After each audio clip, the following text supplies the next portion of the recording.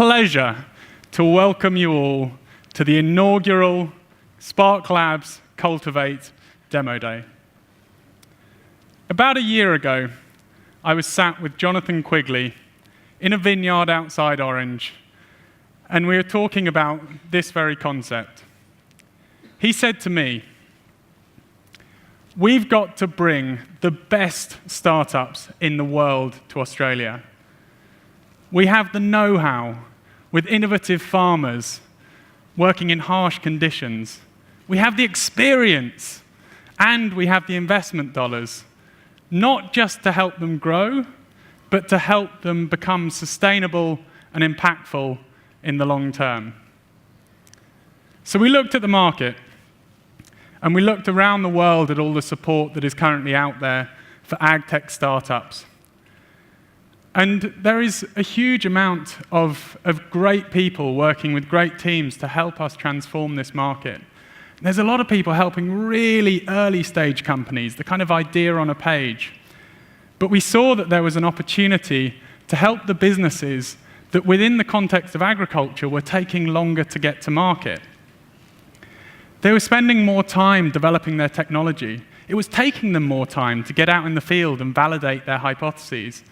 And so we worked with them and designed a program specifically to help these growth stage companies who were working towards raising their first big round. We found our partners at the DPI who were able to help us give these teams access to 14,000 hectares of experimental farmland. We worked with our partners at Minter to give them great legal structures to support them, KPMG to help them with strategic advice and open up those enterprise client conversations, and the likes of the MLA to support us in getting that deeper understanding of the farmers and the constituents that we're trying to serve. But at our core, we learned from our Sparklabs group, our Sparklabs Global group. And I'm going to introduce Jimmy Kim now, who is one of the founding partners of Sparklabs, to talk about what it really means to run a Sparklabs program.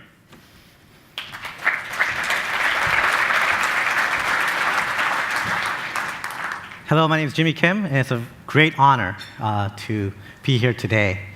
And I'm just going to give you a brief overview of what Sparklabs Group is about. Sparklabs Group is really, it started in Korea 6 years ago as an accelerator to help Korean startups go abroad. But as time went by, we met partners who said, "Hey, why don't you expand into these other countries?" So now we are in Seoul, Beijing, Shenzhen, Taipei, Orange, not Sydney, Orange, and Muscat, and more to come. Well, I'm going to talk about a lot of C's today. C's. My daughter's name is Claire. My son's name is Christian. And I got my first break from Cisco, Kevin's company. About 2012, I was the first Korean company to receive an investment from Cisco. And Cisco told us, "We're going to help you go global." So they took me to San Jose. I learned a lot of stuff. And the first place they took me was Perth.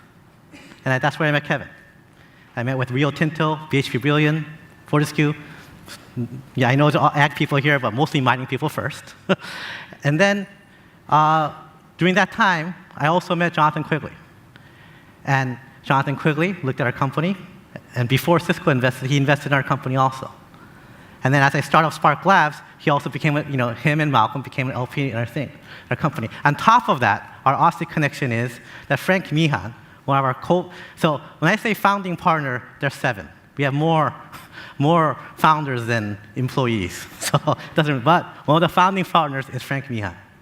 So he's Australian also. So when you said, let's come to, when I say, let's go to Australia where they have the best ag tech in the world and help Australian companies go global, and also let's introduce other companies to Australia. It was a no-brainer. We are very fortunate to have the largest demo day in the world. It happens twice a year. And another Australian connection. Guess who's our major sponsor? Macquarie. Macquarie is one of our top sponsors, and these are the companies that come to our demo day every year, twice a year. Well, what is demo day? What is Demo Day? Yes, it's about funding, but really, Demo Day is about celebration. Celebration for what, you ask? Celebration for the entrepreneurs. We celebrate their courage. Courage to leave their cushy jobs, income to leave on a minuscule thing. This is courage. Courage for what? For their conviction. They have a strong conviction to change the world. And the conviction for what, like I said, is about change. We always say, this is our favorite line, we say, it takes a village to raise a child. This is an African proverb. And we're always trying to increase the village. And it's all about collaboration. We've been very fortunate and very blessed that Korea's sovereign bank, leading company, Ping An, the #1 insurance company, CITIC, one of the leading asset management companies, and many more are part of our village. But we're especially happy today that the DPI and New South Wales is part of our family also. Now, I missed church this Sunday, and I got yelled at by my parents. They're like, why didn't you go to church on Sunday? Well, I was busy prepping and everything right now. But when I went to church in Taipei one time, I saw in my bulletin something that resonates. This is our demo day, now it's big right now. And it said, if you want to go fast, go alone. If you want to go far, go together. And it's our hope that this demo day is a start that we go far together. Thank you very much. Thank you, Jeremy.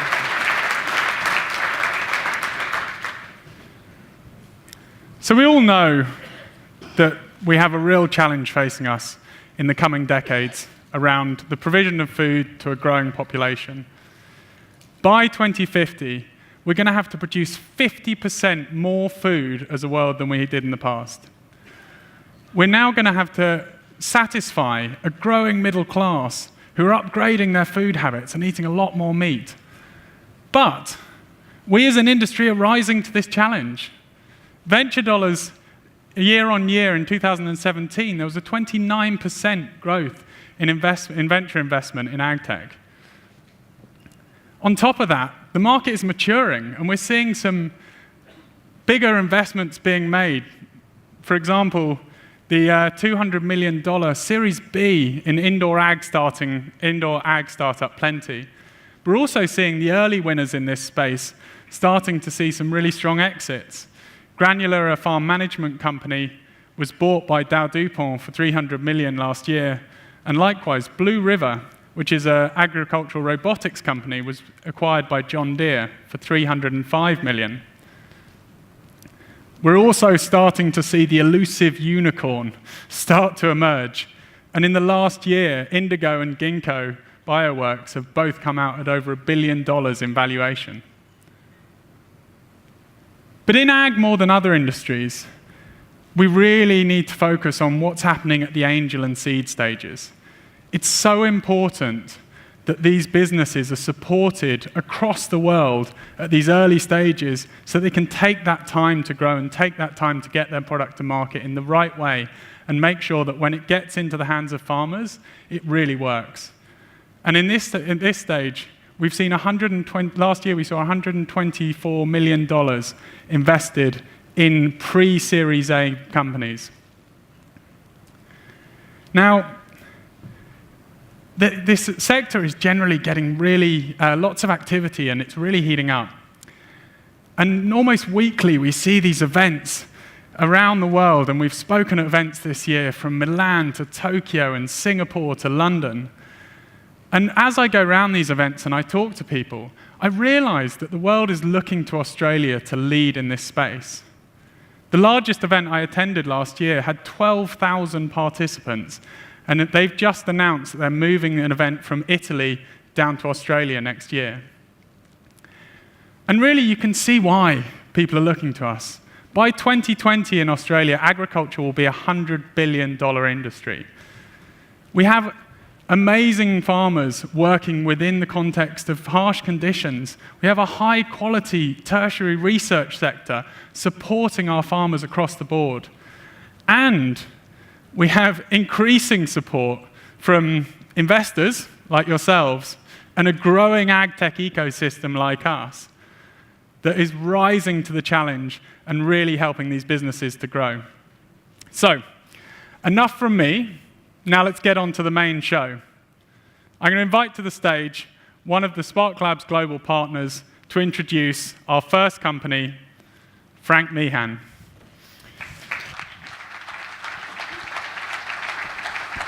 Is that on? Well, thanks everyone for coming. So I'm the Aussie that Jimmy was mentioning. So we kicked off Sparklabs. What is it now? 5 years ago? 6 years. 6 years ago in Korea. And the first demo day literally was about 30 people. And as you can see now, it's expanded rapidly. And our focus is, just going back to that, you'll see that we do a lot of different sectors. So we do energy in the Middle East, we do fintech in Hong Kong, we do deep tech up in China, and our focus here from ag is really because I firmly, and we all believe that this is going to go, this is really going to be the center of agriculture industry around the world. And we also invest heavily throughout Asia. And one of the companies 2 years ago that we invested at a very early stage in Singapore was coming out of literally just forming and starting in a research area. And it's something very, very important to us and very exciting to us, which is in water. Water, obviously, a big thing here, but water is huge everywhere. And particularly in China, where China is obsessed with cleaning its water. And Mo and Hygileap, who you're about to see here, kicking off today, are just as obsessed and equally into this. We love this because it speaks to two things that are really important to me. One, I love profit. I'm not really terribly into just saving the world and not making any money out of it. So for me, this is exactly what we like. If there's a combination that at the end of the day is a beautiful sustainable business and is about sustainability. So for me, sustainability is both. It's sustainability in terms of helping the environment and sustainability as a business. This absolutely hits the spot. So welcome, Mo. Go for it. I won't waste another minute, no, I won't. I'm a man on a mission. I'm a man on a mission. I don't need no permission. Hello, everyone. My name is Mo, CEO and founder of Hygileap. We are the next generations of water treatment. 628 billion cubic meters of wastewater is generated every year by various industries. If you like to imagine how big that number is, it can sink the whole Australia in 1 meter depths. It costs them $300 billion to treat it, and the wastewater treatment market will be double in 5 years. 90% of this wastewater is that toxic and contaminated that can be treated by filtrations or membranes or other technologies, except chemicals.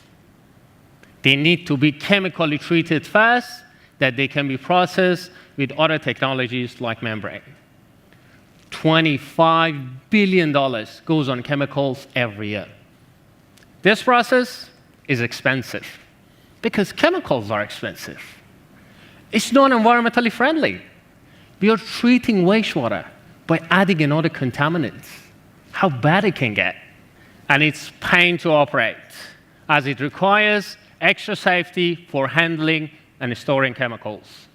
Chemical treatment is a nightmare for businesses. There's another way, a new trend, electrical treatment, or EC for short, where you apply electricity to the piece of metals like aluminum or iron to deliver even a better job than chemicals. It's cheaper, it's chemical-free, and it's just easy to operate. Different companies, they have tried to scale this technology for the past 10 years. but there are two main issues that they have stopped them.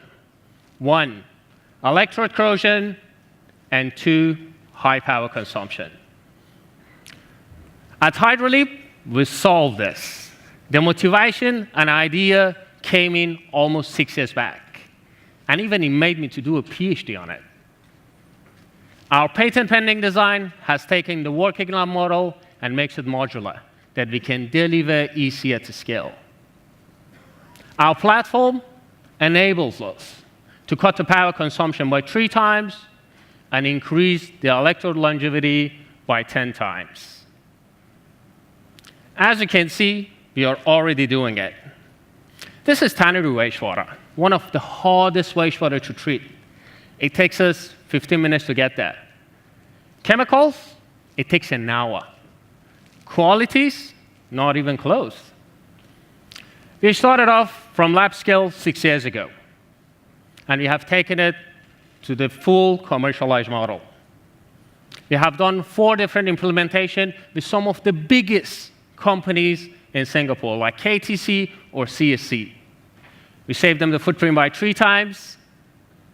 We brought down their operating cost by 5 times, and we made their job easier by making the whole process automated. We partnered with Sembcorp, one of the leading international companies in wastewater treatment. Our business model, we lease and sell our system to the companies and system integrators. And we also lease our technologies to other wastewater treatment companies. We are ready to offer our technologies across industries, from construction to mining to tannery to abattoir to textile and many more. Remember that $25 billion that I said it goes on chemicals every year?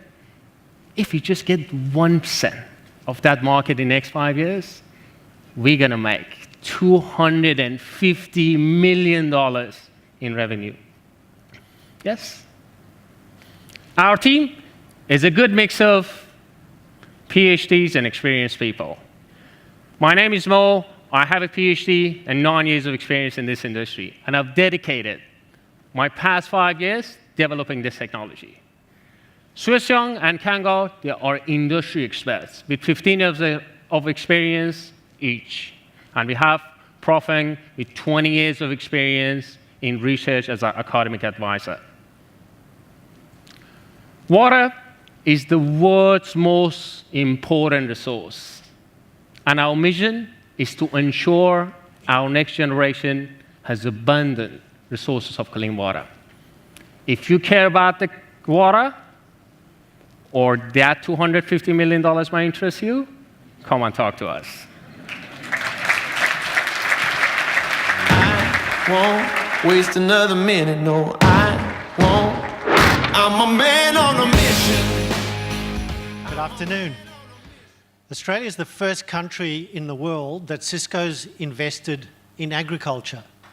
Why we've done that is because a couple of reasons. One is if you go to 2050, and you've probably seen the numbers, the world needs more food, so the demand is there, but demand is also more demanding. And just like we've done in other sectors, by digitizing, for example, transportation or banking or mining, we can help productivity, we can help digitize the supply chain. Oh, and I'm speaking to a bunch of venture capital people who want to invest. Did I mention the fact that Cisco also believes that this is the last trillion-dollar sector left for us? So it's a really important future sector, but we're doing stuff now. And this morning I talked about our product, which we launched today, which is Farm Decision Platform. It's a platform that provides on-farm connectivity, application integration, data integration, and it doesn't even need backhaul, it doesn't need the internet. But what it does need is ag tech developers, people who write applications or who build sensors, and we want to, like the Apple iPhone, take FDP to the market and build an ecosystem of people smarter than us in agriculture, who know much more about the vertical itself than we do, and bring them together and take them not just to the Australian market, but to the global market, much the same way we did with Jimmy in oil and gas a few years ago. So that's what, and today we announced our streambed.io, so you can go on the internet and if you're an ag tech vendor, get on board. Because what it does is it provides you your northbound APIs, the southbound interfaces for new sensors. It provides a sandbox for you to do your development. And we're really encouraging all of the ag tech vendors here and in Australia to get on board so we can build this Australian ag tech ecosystem. So that was the introduction, if you will, to one of our ag tech vendors. And I'd now like to introduce you to Cameron Young, the CEO of FarmBot, and he'll explain what his particular application does. Thanks very much. And I won't let you get me down. I'll keep getting up when I hit the ground. Oh, never give up, no, never give up, no, no. Good afternoon, everyone. My name's Cameron Young, and I'm the Managing Director at FarmBot. And we're on a mission. We're on a mission to provide farmers complete peace of mind. Farmer Jo is the owner of a 1 million acre property in Central Australia. She has 6,000 head of cattle on that property, each worth $1,000 a head. That's $6 million roaming around the property every day. Now, those cattle are clustered into herds of 150, having access to a 30,000 litre tank. There's 50 tanks scattered around the property. She's under constant pressure to visually inspect each and every tank. It's time-consuming and it's costly, and it involves driving over 500 kilometres. Sometimes Farmer Jo arrives at a tank to find an issue. The pipe may have burst and the tank could be empty. It doesn't happen often, but when it does happen, it's serious. Cattle will survive for a month without food, but only a week without water. Isn't it interesting that Farmer Jo has $6 million of stock in trade wandering around the property? She knows that they need water for adequate health, yet she cannot be sure about that water supply for the vast majority of the time.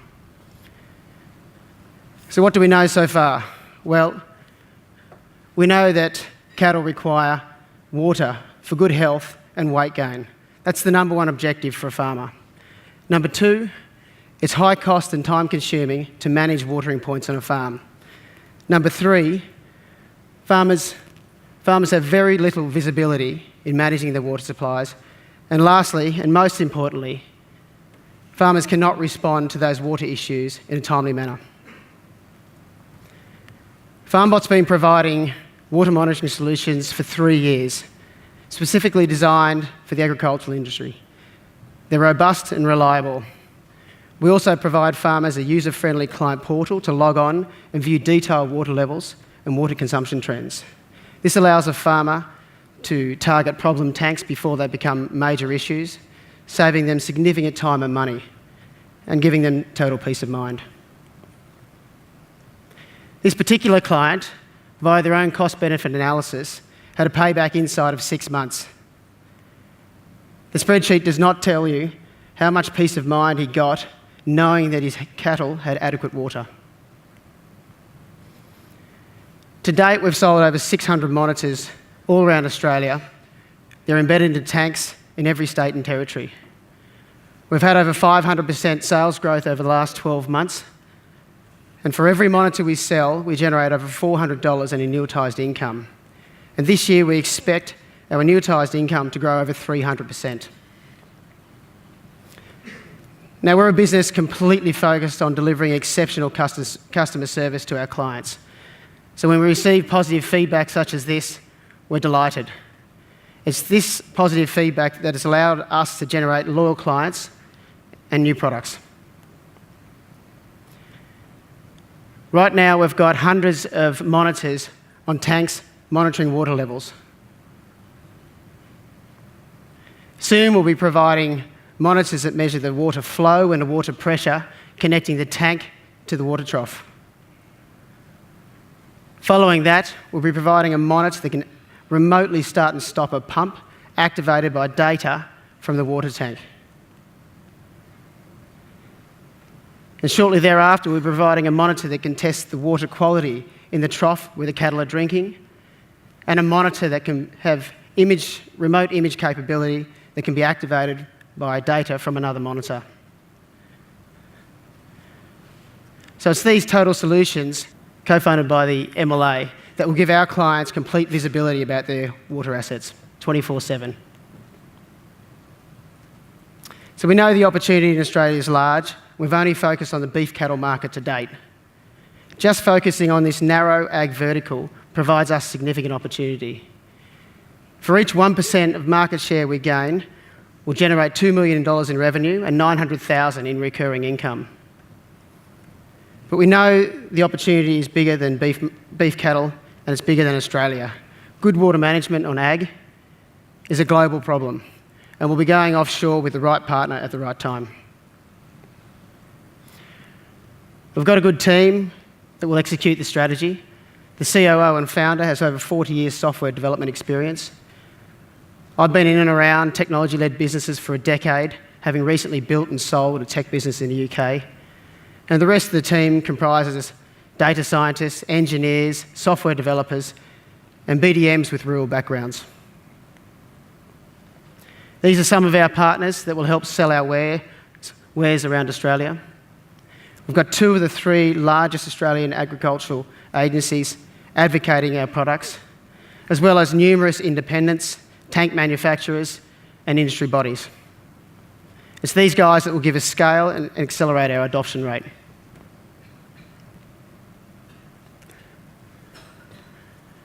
So at FarmBot, we're not just about ag tech. We're about building real tools to solve real water problems. Thank you. And I won't let you get me down. I'll keep getting up when I hit the ground. Oh, never give up, no, never give up, no. Hi, my name's Kate Strayhorn, and my background's in financial services marketing. I also happen to live on a cattle farm in central west New South Wales. A year ago, I was offered the opportunity to join the Sparklabs Cultiv8 team, an opportunity to work with the world's best food and ag tech entrepreneurs. And well, I jumped at the opportunity. What I've experienced and what I've witnessed in the last year has been grit, determination and courage from all of our cohort. The level of camaraderie and collaboration has been both inspiring and energising. Our next speaker graduated from university in Boston 4 years ago and came up with a revolutionary idea to solve one of the world's major social issues, food waste. And thanks to the popularity of programs like War on Waste, we as a nation have become far more attuned to our own waste footprint. The private sector has recently taken the lead in reducing the use of plastic bags, and there's more to be done. But for the developing world, this is a very serious and very real problem. Our next team has come up with a unique technology to tackle this problem head on. And it is my absolute pleasure to introduce Quan Trong, CEO and co-founder of Fennec. You could be my bad dream.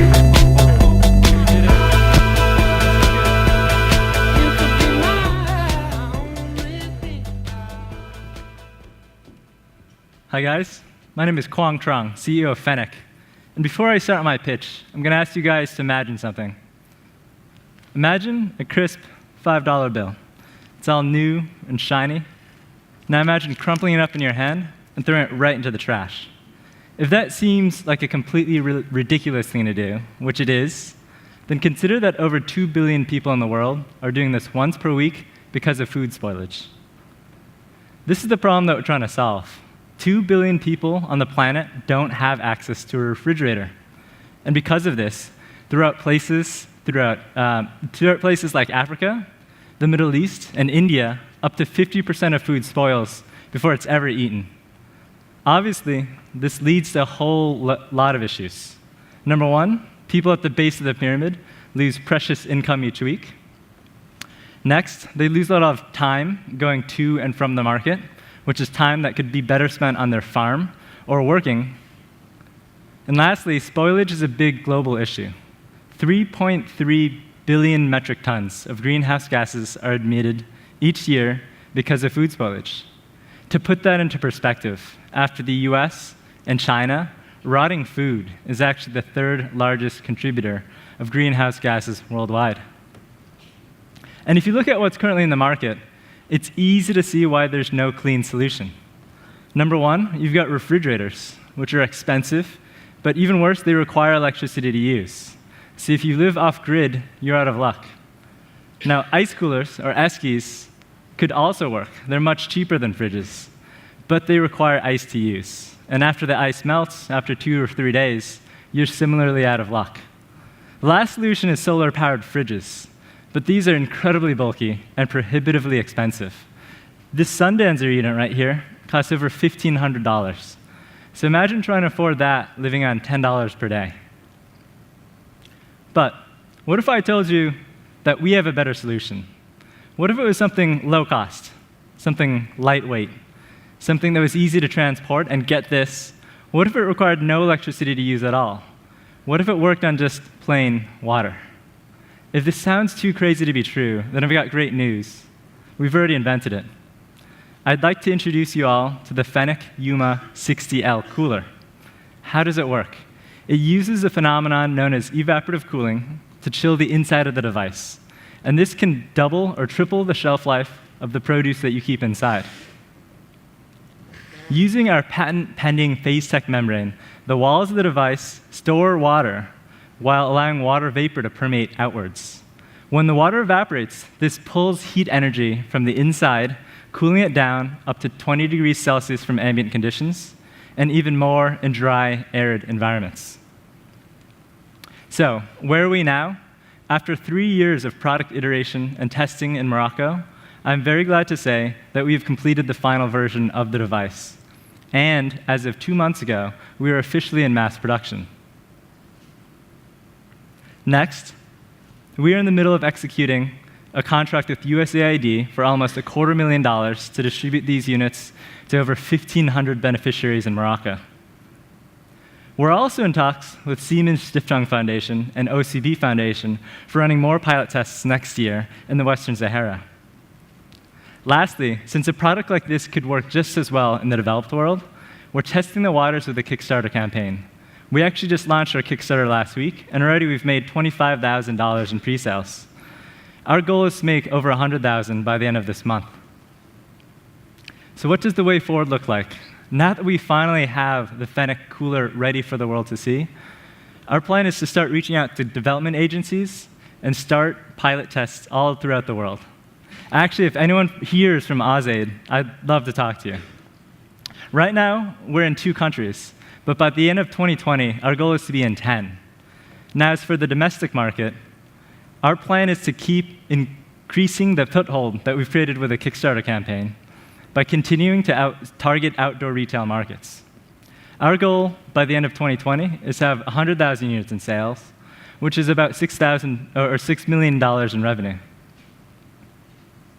Now, when you are a hardware company, a startup, a social enterprise, and you work across 2 continents, you need more than just a good team to make things work.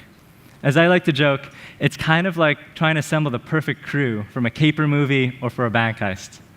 So starting with this guy that looks like Freddie Mercury right here, this is my good friend Spencer and our chief sales officer. He's got over 12 years of experience in outdoor retail and deep industry connections with outdoor distributors. Jeremy Fryer-Biggs is our CTO. I like to call him the real deal. This guy knows hardware inside and out. And actually, if you guys have ever heard of a TV program called Mythbusters, he was on that show designing prototypes for them. In addition, before joining our company, he started 3 other hardware companies. And as for me, I'm the social impact guy. I have over 8 years of experience in international development, and I've worked in places from Haiti to Liberia to Vietnam. I started this idea in grad school about 4 years ago because I wanted to create a product that could help at least 1 billion people. Now, we wouldn't have made it as far as we are without some amazing partners. We're supported by government entities such as USAID, private entities such as 3M and Siemens, and lastly, nonprofit entities such as the National Geographic Foundation. To conclude, I want to introduce you guys to Hamid. Hamid was one of our first beneficiaries in Morocco when we got there a few years ago. And when we met him, he was one of these billions of people living off-grid without any access to refrigeration. Well, since beating us and using one of our prototypes, his family has been able to reduce spoilage of their food, to save time going to and from the market, and lastly, to save money. On average, his family saves about 10% of income each week. We've come an incredible way these last 4 years. And if you're like us, if you believe in a brighter future, a future where refrigeration can be sustainable, and a future where everyone can have access to a refrigerator, and please join us. Thanks. You could be my battery. You could be my only thing. Well, good afternoon, everyone. My name's Matt Cunningham, and I'm a partner in the law firm, Australia's largest law firm, Minter Ellison. We've been helping startups in Australia since 1827, and when you think about it, most businesses in Australia in 1827 were startups. So that's a lot of startups.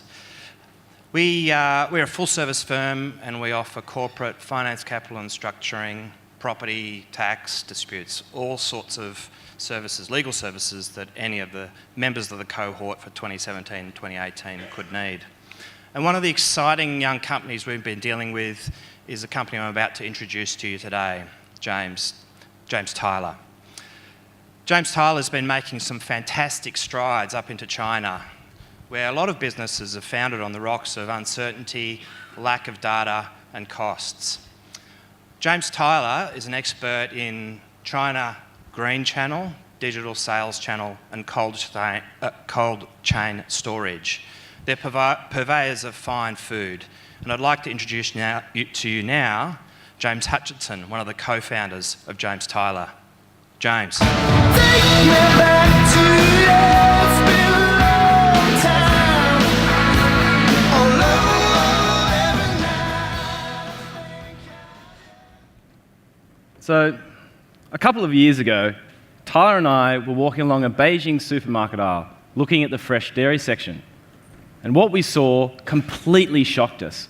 Well-known Australian milk selling for $15 per litre, with only 2 or 3 days shelf life remaining. Not exactly great value for money. A couple of days later, and we're in Guangzhou, visiting one of the largest fresh fruit marketplaces in the world, Jiangnan Shichang. And right in the middle of the imported fresh fruit section were people buying fake replica boxes of premium Tasmanian cherry brands and filling them with cheap Chilean cherries. Now, this stark contrast couldn't have been clearer. On one hand, you had Australian products priced completely out of reach of most Chinese people. And on the other, you had Chinese distributors using our brands to execute their dodgy scams. And I remember Tyler is over there, looking at me in that market and saying, 如果我们能解决这个问题，将会有一个很大的机会. So, we set out to solve this problem. But to do so, we had to find an alternative solution to the existing Chinese supply chains that are a tangled web with layers and layers of middlemen. Fresh Australian produce will on average change hands 5 times before it reaches the end consumer, adding huge costs along the way. Secondly, and more importantly, frequent food scandals has completely shattered Chinese consumers' confidence. So much so that now 99% of Chinese consumers would change their choice in food based on food safety. But we knew that if we could overcome these problems, then we'd be able to tap into the huge opportunity for fresh produce in China. Last year, in 2017, over 25% of China's dairy was imported, coming to a total of 2.4 million tonnes and $3.2 billion. And this is expected to grow by 18% per year. But it's not just the dairy industry experiencing this trend. It's also meat, seafood and fruit experiencing similar, if not greater, rates of growth. So, to capture this opportunity, we spent the last 3 years developing our own end-to-end cold chain logistics solution that can take product right from Australian farm to Chinese table. and it covers over 90% of China's population. We have reduced middlemen from 5 to 1. And now remember that $15 bottle of milk? We can do the same for $6 with 15 days shelf life and better margins. But it wasn't enough just to develop a transparent and efficient supply chain. To really win the Chinese consumers' hearts, we had to develop our own trusted sales channel. And it's what we did next, which completely set us apart from our competitors. We targeted and grew a community of Chinese Australians, otherwise known as Daigou, to promote and sell our products back to their family and friends in China. Using our platform, Daigou can just focus on what they do best, driving sales through word-of-mouth endorsement. Now, over the last couple of months, our Daigou network has grown by 60%, and we now have close to 1,000 Daigou with 40 million consumer reach. But we didn't just stop with the Daigou. Recently, we have activated celebrity chefs and social media stars, promoting and selling our product to a fan base of over 35 million people. We have social media influencers, just like Celeste, walking along Australian farms, dodging cowpats, live streaming to an audience of tens of thousands of people in China who only need to click on a link embedded in that video, and they'll have fresh produce delivered from that farm directly to their door.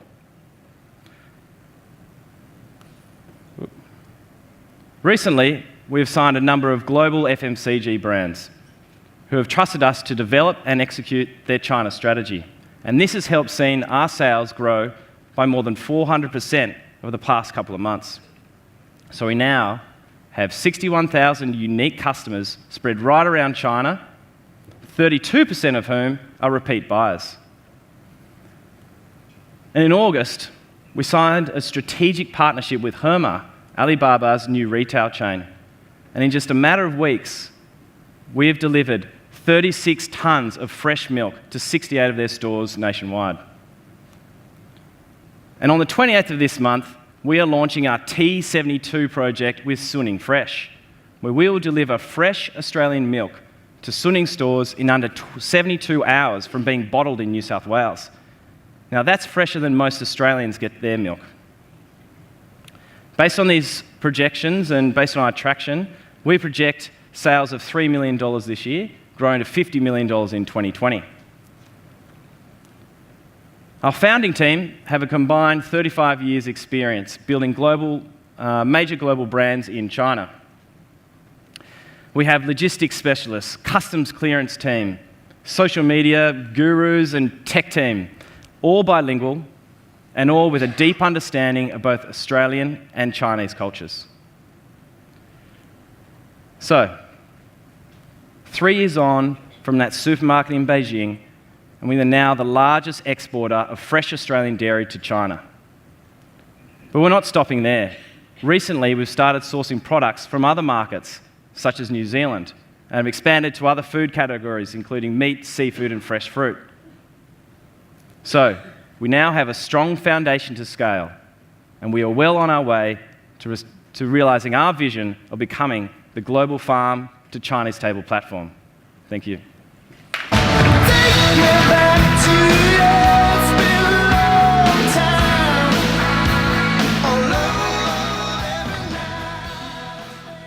Good afternoon. My name's Jonathan Quigley, partner of Sparklabs Cultiv8. This afternoon, we're also going to touch on the drought, which is extraordinarily challenging for the farmers and regional communities.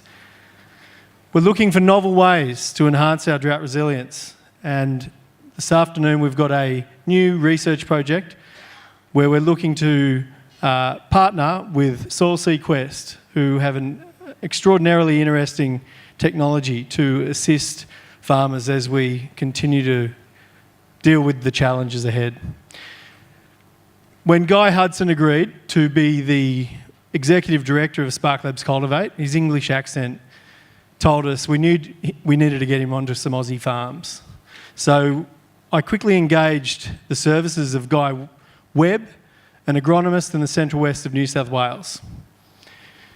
A couple of days in a Hilux looking at canola crops and wheat crops was where this passion was drawn from Webby. So this partnership or this research project that we're very excited about, we're looking to ensure that we can get the message out to as many people as possible. So without further ado, looking forward to hearing from Guy Webb from Soil Sequest.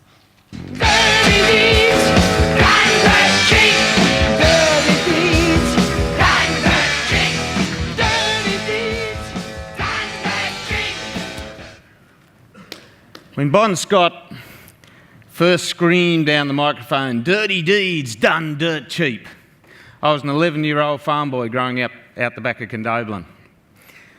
And myself, AC/DC and the rest of the world were breathing 330 parts per million of the greenhouse gas carbon dioxide.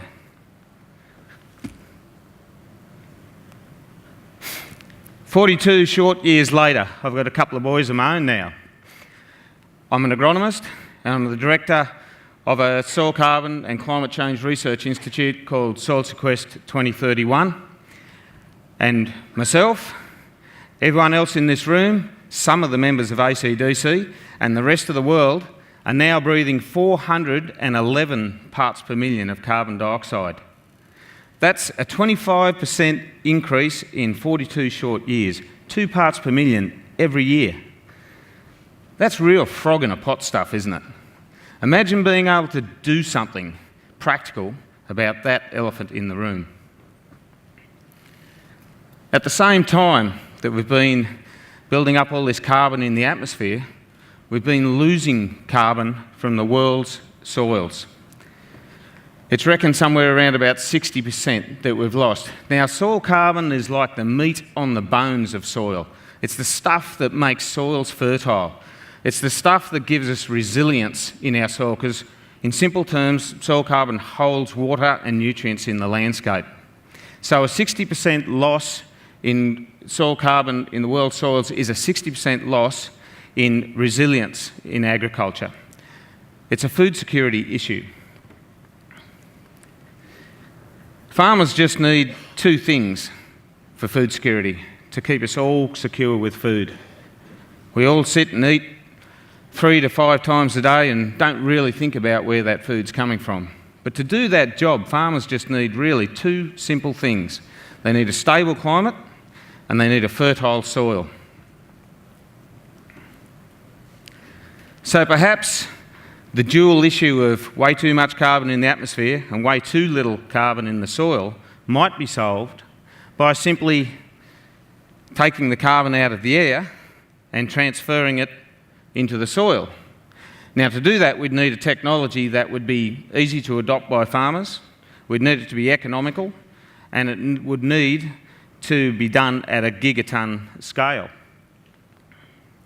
So I'm here today to share with you a discovery. It's an Australian discovery right here at the University of Sydney, where it was first uncovered.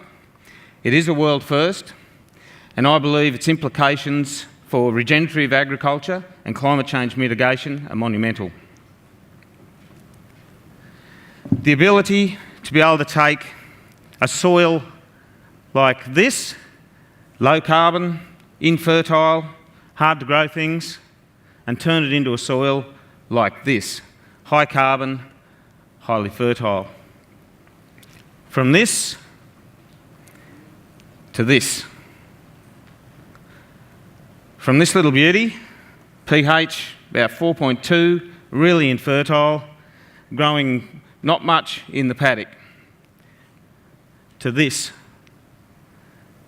pH about 5.4, organic carbon levels of 1.8, growing much more biomass. Soil carbon is like black gold to farmers.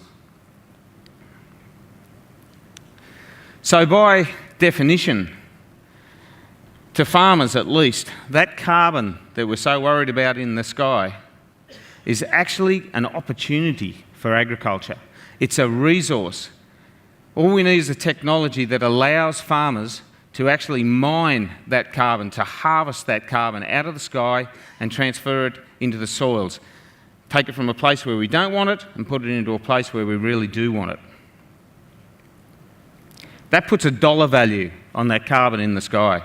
A dollar value for farmers in increased productivity, in potential for carbon trading, and a dollar value for everyone on the planet looking to escape the worst effects of dangerous climate change. A technology that would allow us to fix the climate by fixing the soil.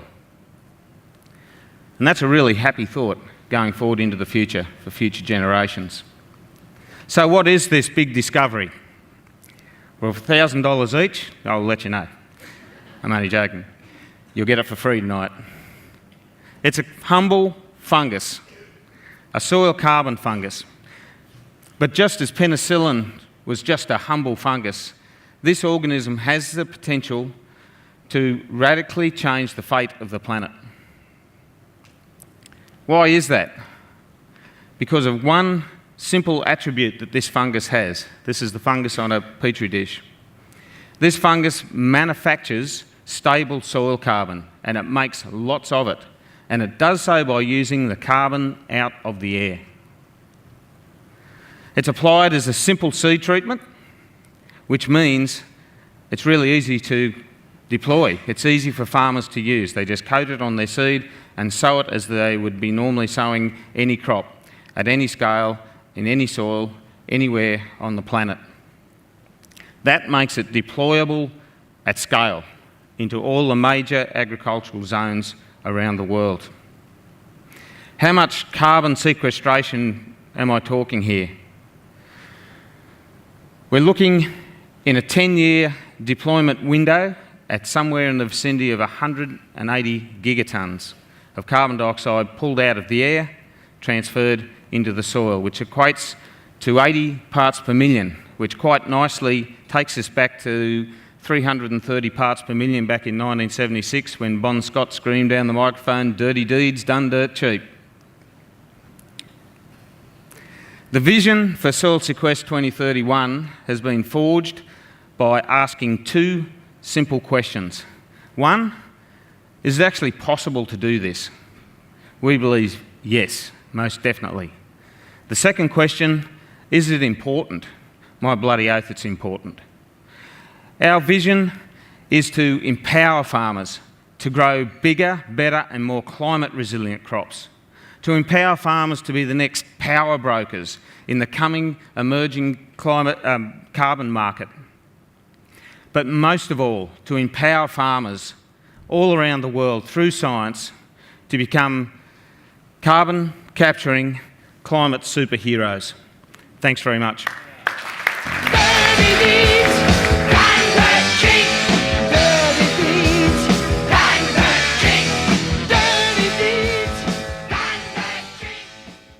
Thank you all very much. We're now going to have a short break, but that is not the end. We have another group of brilliant companies coming on shortly afterwards. So you've got about 15 minutes, grab yourself a cup of coffee and find the founders.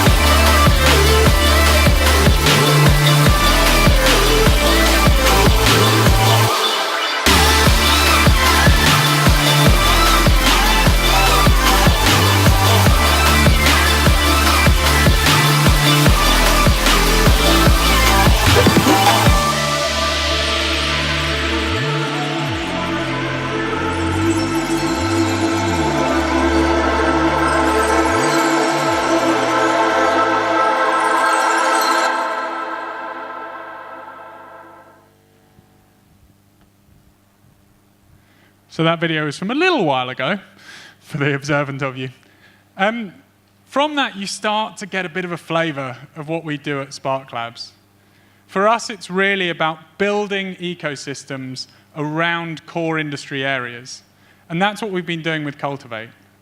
We've helped to rally a group of teams from across the world who are using our support to help reach further and drive their aspirations harder. We group together networks of powerful and intelligent mentors to be able to help them enter new markets, to be able to help them grow their businesses, and to be able to help them think creatively about how they drive the transformation of their industries. Part of our ecosystem here in Orange and in Australia is supported by the DPI. Without them, we wouldn't be able to get these guys the kinds of research opportunities that they need to help drive the growth of their business.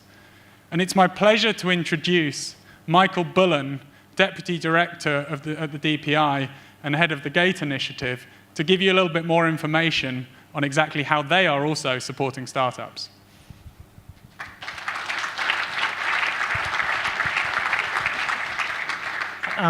Thanks very much, Guy. It's a great pleasure to be here today. And we launched September last year. So from September last year to September this year, here's where we are.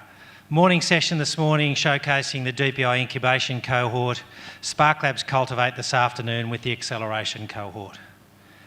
As Guy said, my name's Michael Bullen. I'm Deputy Director General for the New South Wales DPI. And what's DPI? DPI is one of the largest agricultural R&D organisations within Australia.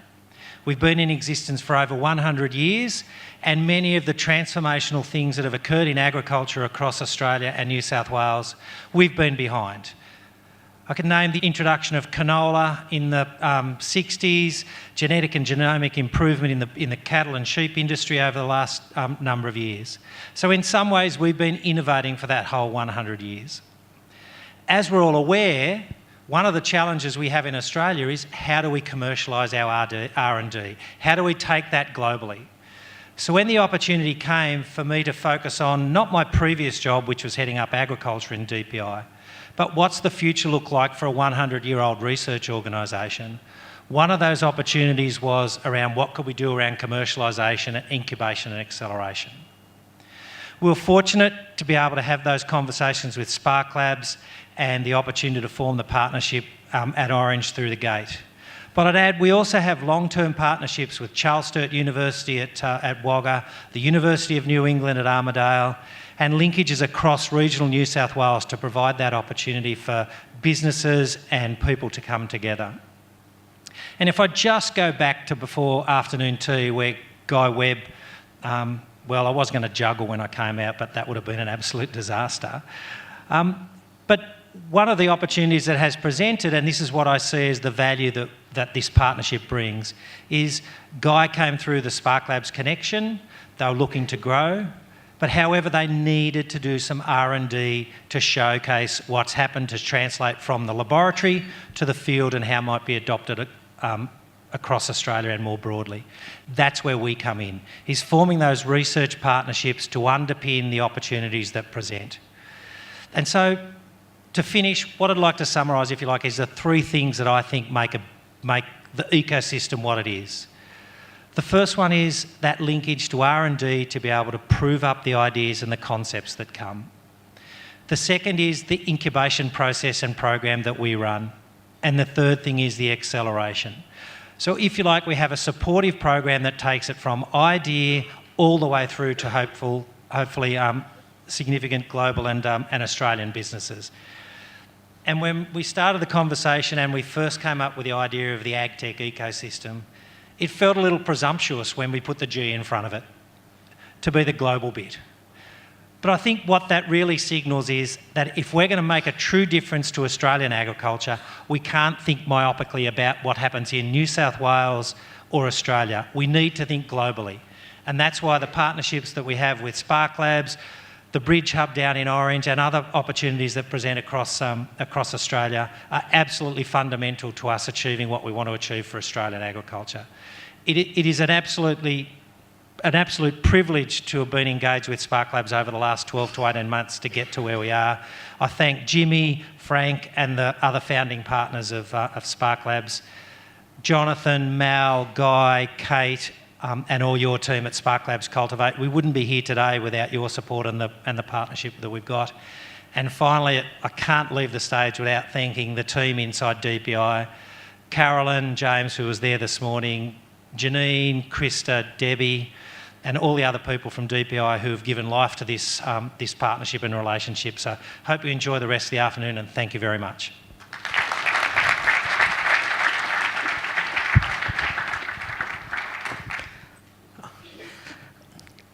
As you know, we've every demo day, this demo day here in Korea will be December 12th.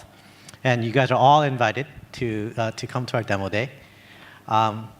And what we do, demo days evolve. We used to just showcase Korean companies or the companies in our cohort.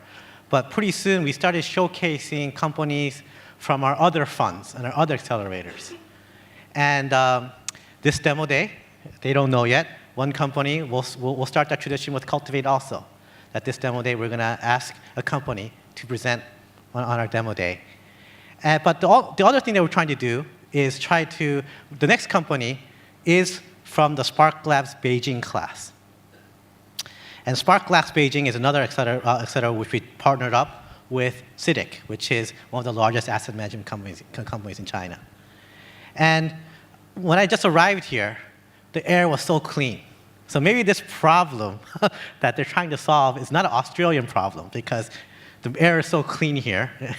But the following problem right now is a problem that is very, very dear to Chinese, Koreans, and even Singaporeans. So many people ask, I know a lot of fund managers are, and they ask you, so is your fund a blind fund? And you said, structurally, yes, we're blind because we don't know. We don't know what we're going to invest in. But I tell you this, I say, we may be blind in structure, but we will provide you insight to what are the smartest entrepreneurs thinking and solving right now. So meet Wind with one of the smartest companies I know that I'm very proud about. Thank you.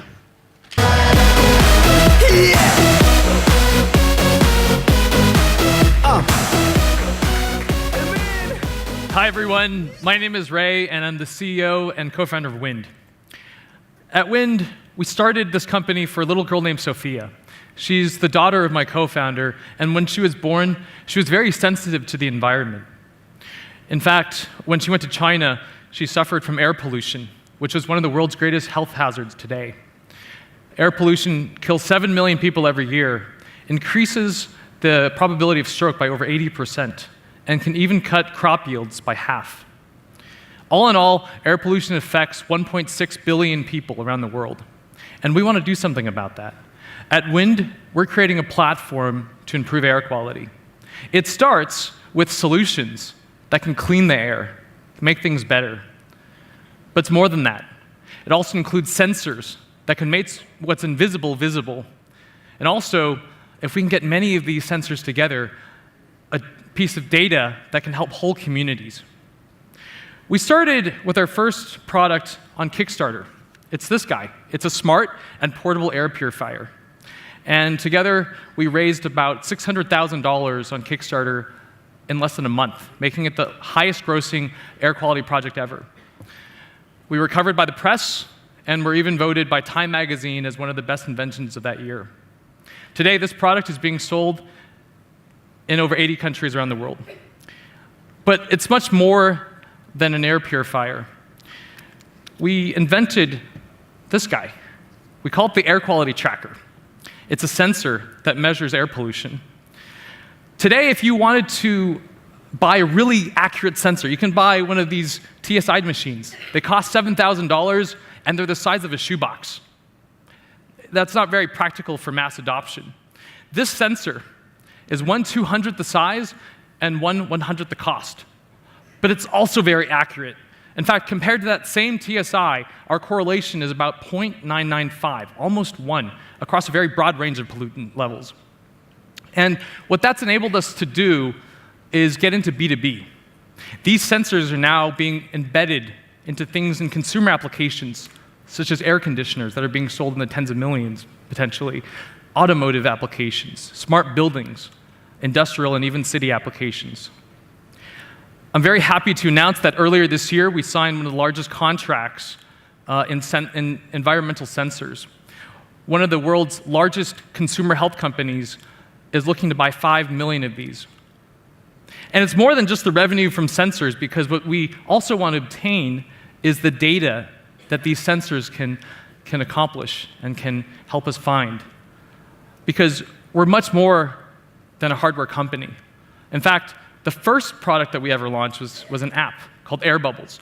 It's one of the top 3 downloaded air quality apps in the world, and it maps air quality from over 50 countries around globally.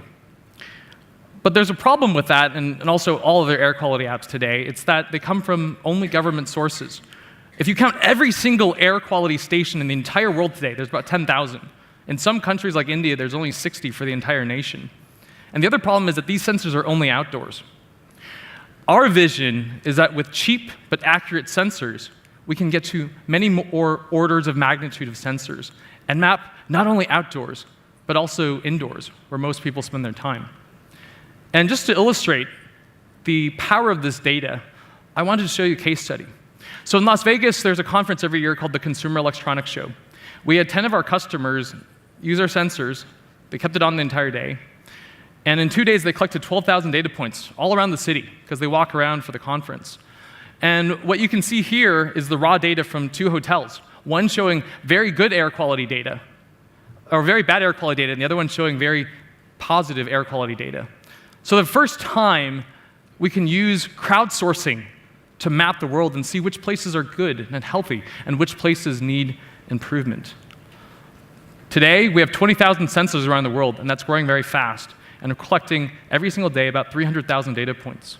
And we're turning those into insights, actionable insights, such as comparisons, such as forecasts and heat maps. An example of how this data can then be used is with Ctrip. They're the largest travel company in the world. They're in China. And we're hoping that when we work together with them, we can map all the hotels in China. And they said that if we can get that information, we can together help change how people select which places to go to and how they travel. This data can be used for consumers, for businesses, and also for governments with city planning. And our business model is simple. We start selling hardware or services to those customers. They generate data, which then goes back to drive recommendations of the same such hardware and services that are needed for improvement. In 2017, Wind generated $2 million in revenue, of which 40% was with our B2B partners, and that's growing. That share is growing. And we aim to go over $100 million in revenue over the next few years. Our team mostly came out of MIT and Stanford. My background is in electrical engineering and computer science. I also worked in technology and also in private equity at a company called Silver Lake for 6 years. And we received funding from venture capital and angels around the world. We're very happy to be here in Sydney today. It's my first time in Sydney. And we're very happy to be part of Sparklabs Beijing and the entire Sparklabs community. Just in conclusion, we started this company for a little girl named Sophia, but we hope that through our air quality intelligence platform that we can help everyone around the world breathe a little bit better. Thank you very much.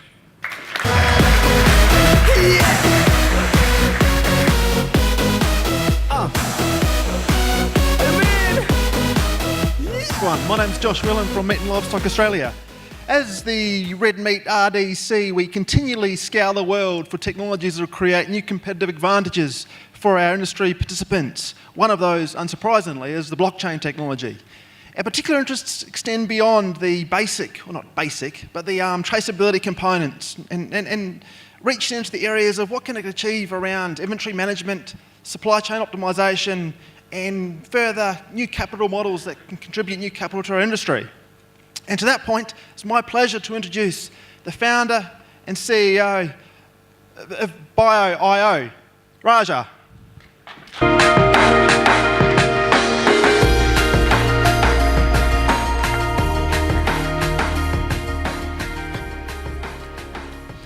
Good afternoon, everybody. Thank you for sharing some time to hear all these wonderful stories you've heard today. I'm here to talk about the food supply chain and a whole series of problems that are complex and need fixing right away. I'd venture to say that really very few of us really know who makes our food. How does it get to us? And then it seems like you need a chemistry degree today to actually understand what's in it.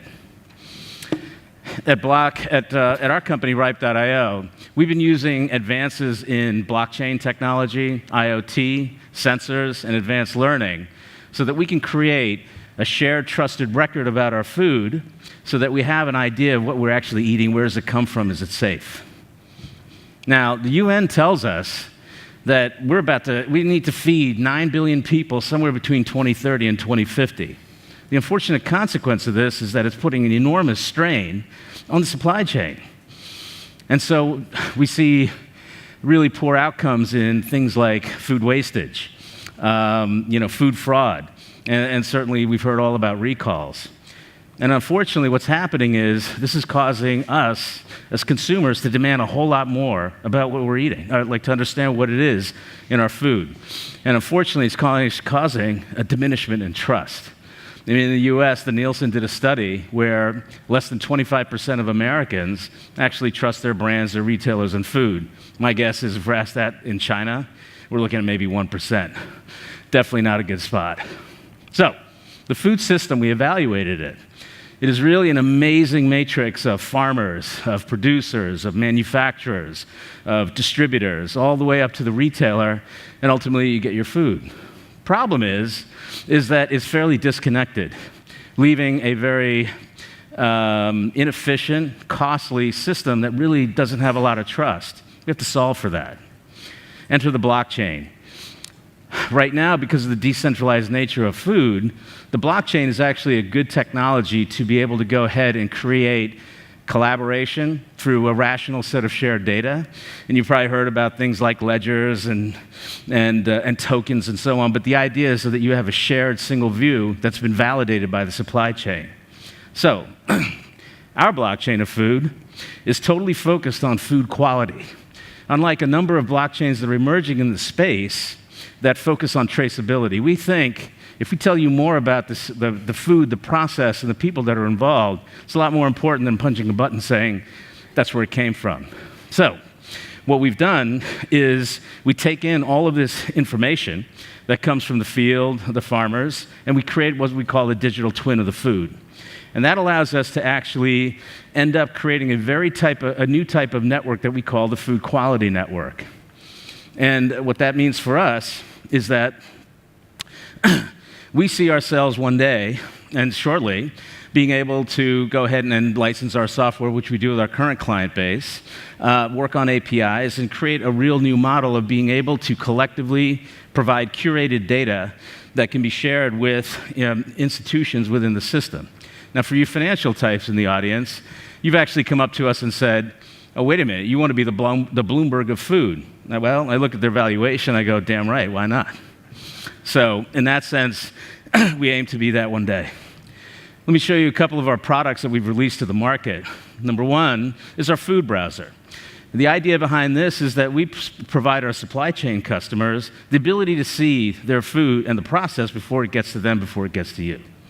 So the reality is that we can show some information about the produce types, we can show something about the farm, and then we can also show information about tracking that food with sensor information that'll tell us a little bit about the temperature conditions of, say, a tomato. We also work with our customers to showcase where their salad come from. And ultimately, the food bundle is meant to enable a wide distribution about the quality of that food. I want to talk to you maybe just briefly about our company, who we are. We're operating in Silicon Valley and New York, and my co-founder and I actually come from the financial trading business. Myself from the banking side, Phil Harris, my happiest side of the equation, from the exchanges. And so we both found blockchain. I ended up working as one of the earliest employees of a consortium called R3 around banking and insurance. And Phil actually sat on the deal team at NASDAQ that oversaw investments in Chain.com, which recently got sold. This experience allowed us to actually create this wonderful team of blockchain technologists, of food and ag tech specialists, and really experts in supply chain and operations. We even have agronomists and flavor specialists on our team. We're really excited about this group. And we also have a whole series of customers that represent a big chunk of American produce. Dairy Farmers of America have 35% of all dairy sold in the US. The National Pork Board controls and manages all of the pork sold there. And so we have an ability to deploy that blockchain so that we can actually federate the data, so that we can actually get to a real shared record of that truth. We've been lucky enough, and in fact, I just found out about a half an hour ago, we just signed our first large consumer products good companies. So I'm a cheap date, so a beer might actually let me reveal who that might be. We'll see outside. And ultimately, I wanted to mention that we've had actually just such an excellent experience with the accelerators, but certainly Sparklabs Cultiv8's our best. JJ, you don't have to pay me for that later. All right, and then lastly, we've actually just closed our seed round funding with Maersk Growth Ventures and also an innovation lab in Chicago called RelishWorks. So this is allowing us to take that capital, build out our team, finish the product, and then ultimately serve our customers. And so at Ripe, we aim to be providing transparency in every bite of food that we eat. Thank you.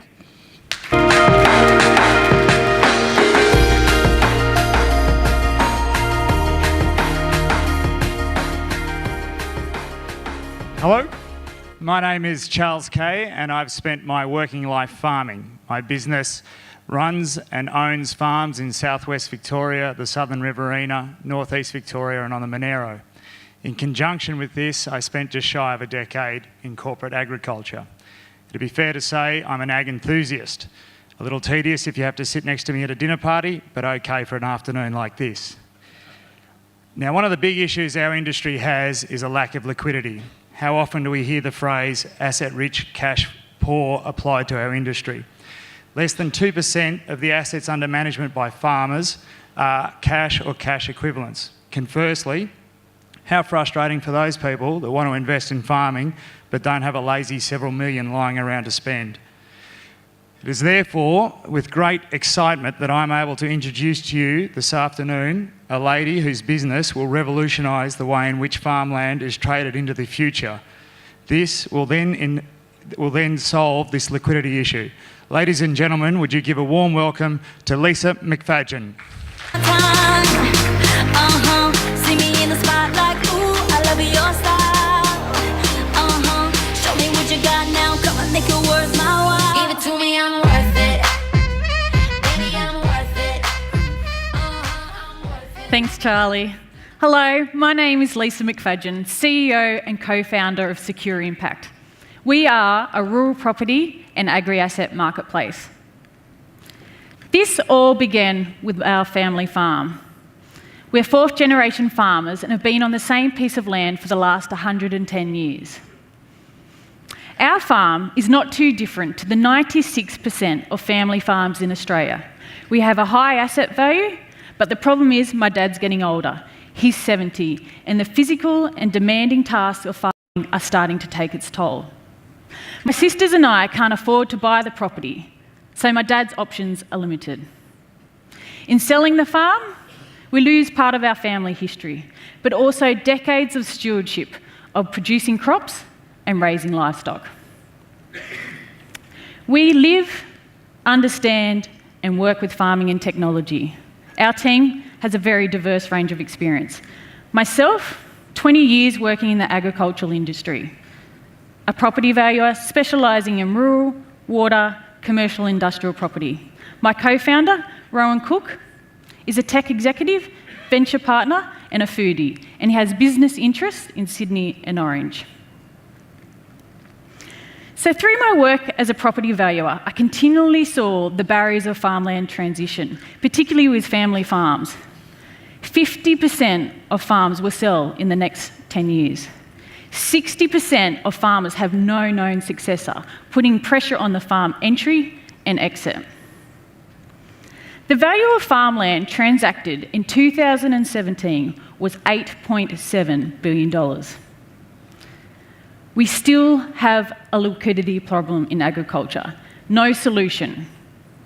Still limited to no alternative capital sources.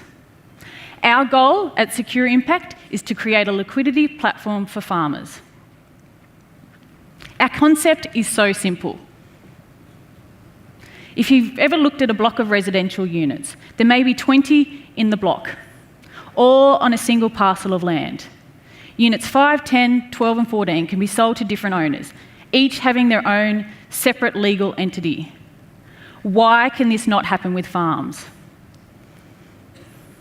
At Secure Impact, we have created a new digital title ownership where we secure the value of an asset and fractionalise it, making it a freely tradable, traceable and monetised asset class. The Secure Impact platform has two core functions. The Secure Impact Marketplace is a listing platform for farmers and agents. Our long-term view and strategy is to focus on the lifetime value of a farmer through the lease, share farm and the sale of a property. The SecureX exchange allows a farmer to wholly sell a farm, buy a fraction of a farm, or sell a fraction of a farm in real time on a buy-sell platform. Our SecureX exchange uses an agricultural index. This index is a snapshot of the risk and reward of the listed properties, the ability to compare apples and pears.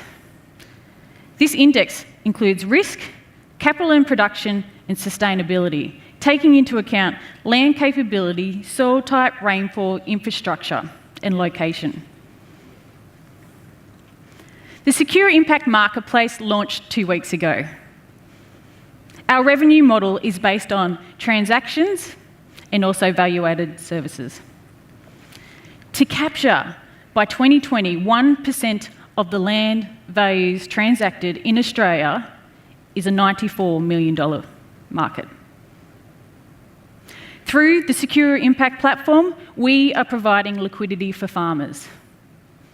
This is an opportunity for our own family farm, where we may have a vested interest in the ownership, something that could be passed on to beneficiaries, and something for the next 110 years.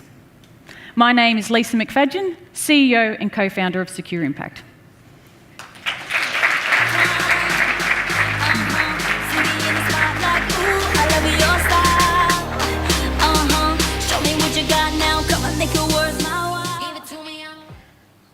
The phrase world-changing is often bandied around in startups.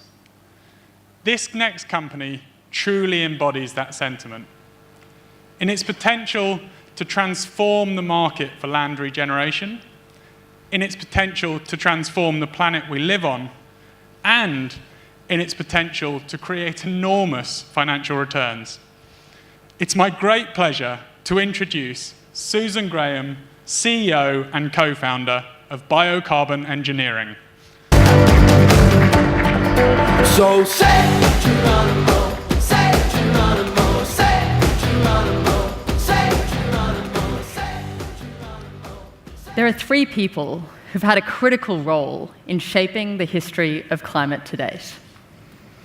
Charles David Keeling. Now, Keeling was the first person to measure carbon in the atmosphere. It's because of Keeling that we have those characteristic sawtooth graphs of carbon going up and up and up. James Shand. Now, this man invented the chainsaw. It was revolutionary for the construction industry, but also enabling for the removal of the world's forests at an industrial scale. This is the moment that we became more effective at chopping down trees than replanting them. And Wangari Maathai. Here is someone who has achieved a superhuman effort. Maathai started a movement that planted 50 million trees. Now, Keeling showed us the problem, and Shand unwittingly enabled us to make that problem worse at a faster rate. And Maathai, while being heroic, showed us our frightening inability to deal with the scale of the problem. Now, The essence of the problem is that we have a net loss of 6 billion trees each year. And that is despite the world spending billions of dollars planting billions of trees. We are still going backwards by 6 billion a year. How are we going to reach the UN target of planting 300 billion trees by 2030? Our current methods are just not enough. They are slow, dangerous, and they're not able to operate at scale. And remember, to plant a tree, it's not just that moment of planting a tree. There's planning, coordination of contractors, land preparation, monitoring, and maintenance. It's a complex process. We need a solution that is fast, simple, and able to operate at scale. Our solution is to plant trees using drones. A team of 2 operators controls a swarm of drones, all automated, each planting 25,000 pods a day. We are planting 150 times faster and 10 times cheaper than traditional hand planting methods. Now, we started with a vision of hardware enabling global scale restoration, planting billions of trees a year. But what we found is that we also capture a huge amount of highly detailed landscape data on everything from soil and species to carbon sequestration and survival rates. Now, to harness the power of this data, we developed Sky. It's an AI platform for environmental management. Now, Sky is helping our customers with stakeholder engagement and to make better decisions. So what we have is Sky providing actionable data and our hardware providing the means to action it in an intelligent and landscape-specific way. And this has big benefits for our mining and oil and gas customers. So mines have a regulatory requirement to restore the land and replant trees on tens of thousands of hectares each year. And the oil and gas industry needs to offset their carbon emissions. To give you a sense of scale, the oil and gas industry emitted over 10 billion tonnes of carbon dioxide last year. And the current price of carbon is over $15 a tonne. We are going after a multi-billion-dollar market. Now, in each of these cases, the restoration work is happening in places where people find it hard. We operate in challenging and remote environments, in everywhere from mangroves in Myanmar to mine site rehab just up the road in the Hunter. Now, we started commercial operations right here in Australia at Yancoal's Moolarben mine in Mudgee in 2017. Since then, we've been expanding our offerings and capabilities to mines across the Hunter and to a large-scale carbon sequestration project in Myanmar. We've also signed a long-term national partnership with Greening Australia. Now, do we have traction?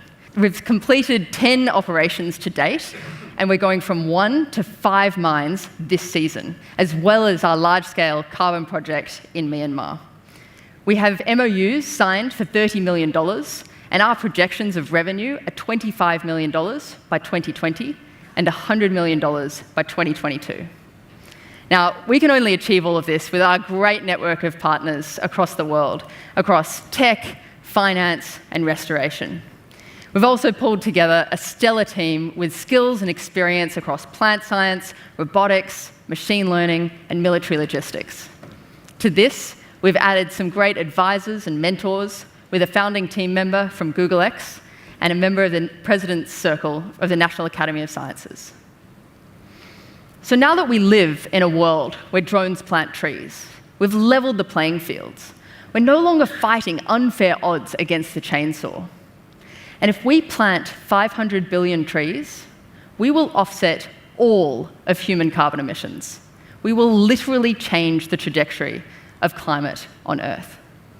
My name is Susan Graham, and we are Biocarbon Engineering, and we invite you all to join us as we change the world, 1 billion trees at a time. So say Geronimo, say Geronimo, say Geronimo. Wasn't that a cool presentation? So, to all the teams at both the Gate and Sparklabs today that are presented, well done. You've done a phenomenal job, and we look forward to hearing from many of the companies later on, because we will continue the journey with them at Sparklabs Cultiv8. So my name's Mal Nutt. I'm a partner at Sparklabs Cultiv8, and I have the pleasure of introducing our final speaker this afternoon. So who in the room hasn't heard of Netflix? Okay, either my mother and some of the farmers that don't have coverage in the room, but all of us really know about Netflix. Our guest speaker today is Mark Randolph. Mark's a veteran Silicon Valley entrepreneur, and in 1996, he founded Netflix.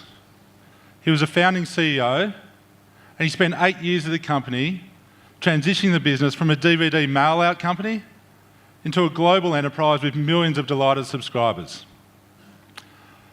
Even though Mark's famous for founding Netflix, he's a veteran in Silicon Valley with over 4 decades of entrepreneurial experience. He's been a founder of over half a dozen other successful startups. He's been a mentor to scores of early-stage entrepreneurs, and he's invested in numerous successful startup businesses and even more unsuccessful ones. JJ and I, JJ's had a big rap today, he's heard from lots of people, hasn't he? JJ and I first met Mark over a bottle of soju at a Korean barbecue restaurant 4 years ago at Sparklabs Demo Day. Since then, he's been a mate, an advisor to us, a mentor to the teams, and he's flown in today to present to us. So he's going to be presenting on risk-taking and innovation. Please welcome Mark Randolph.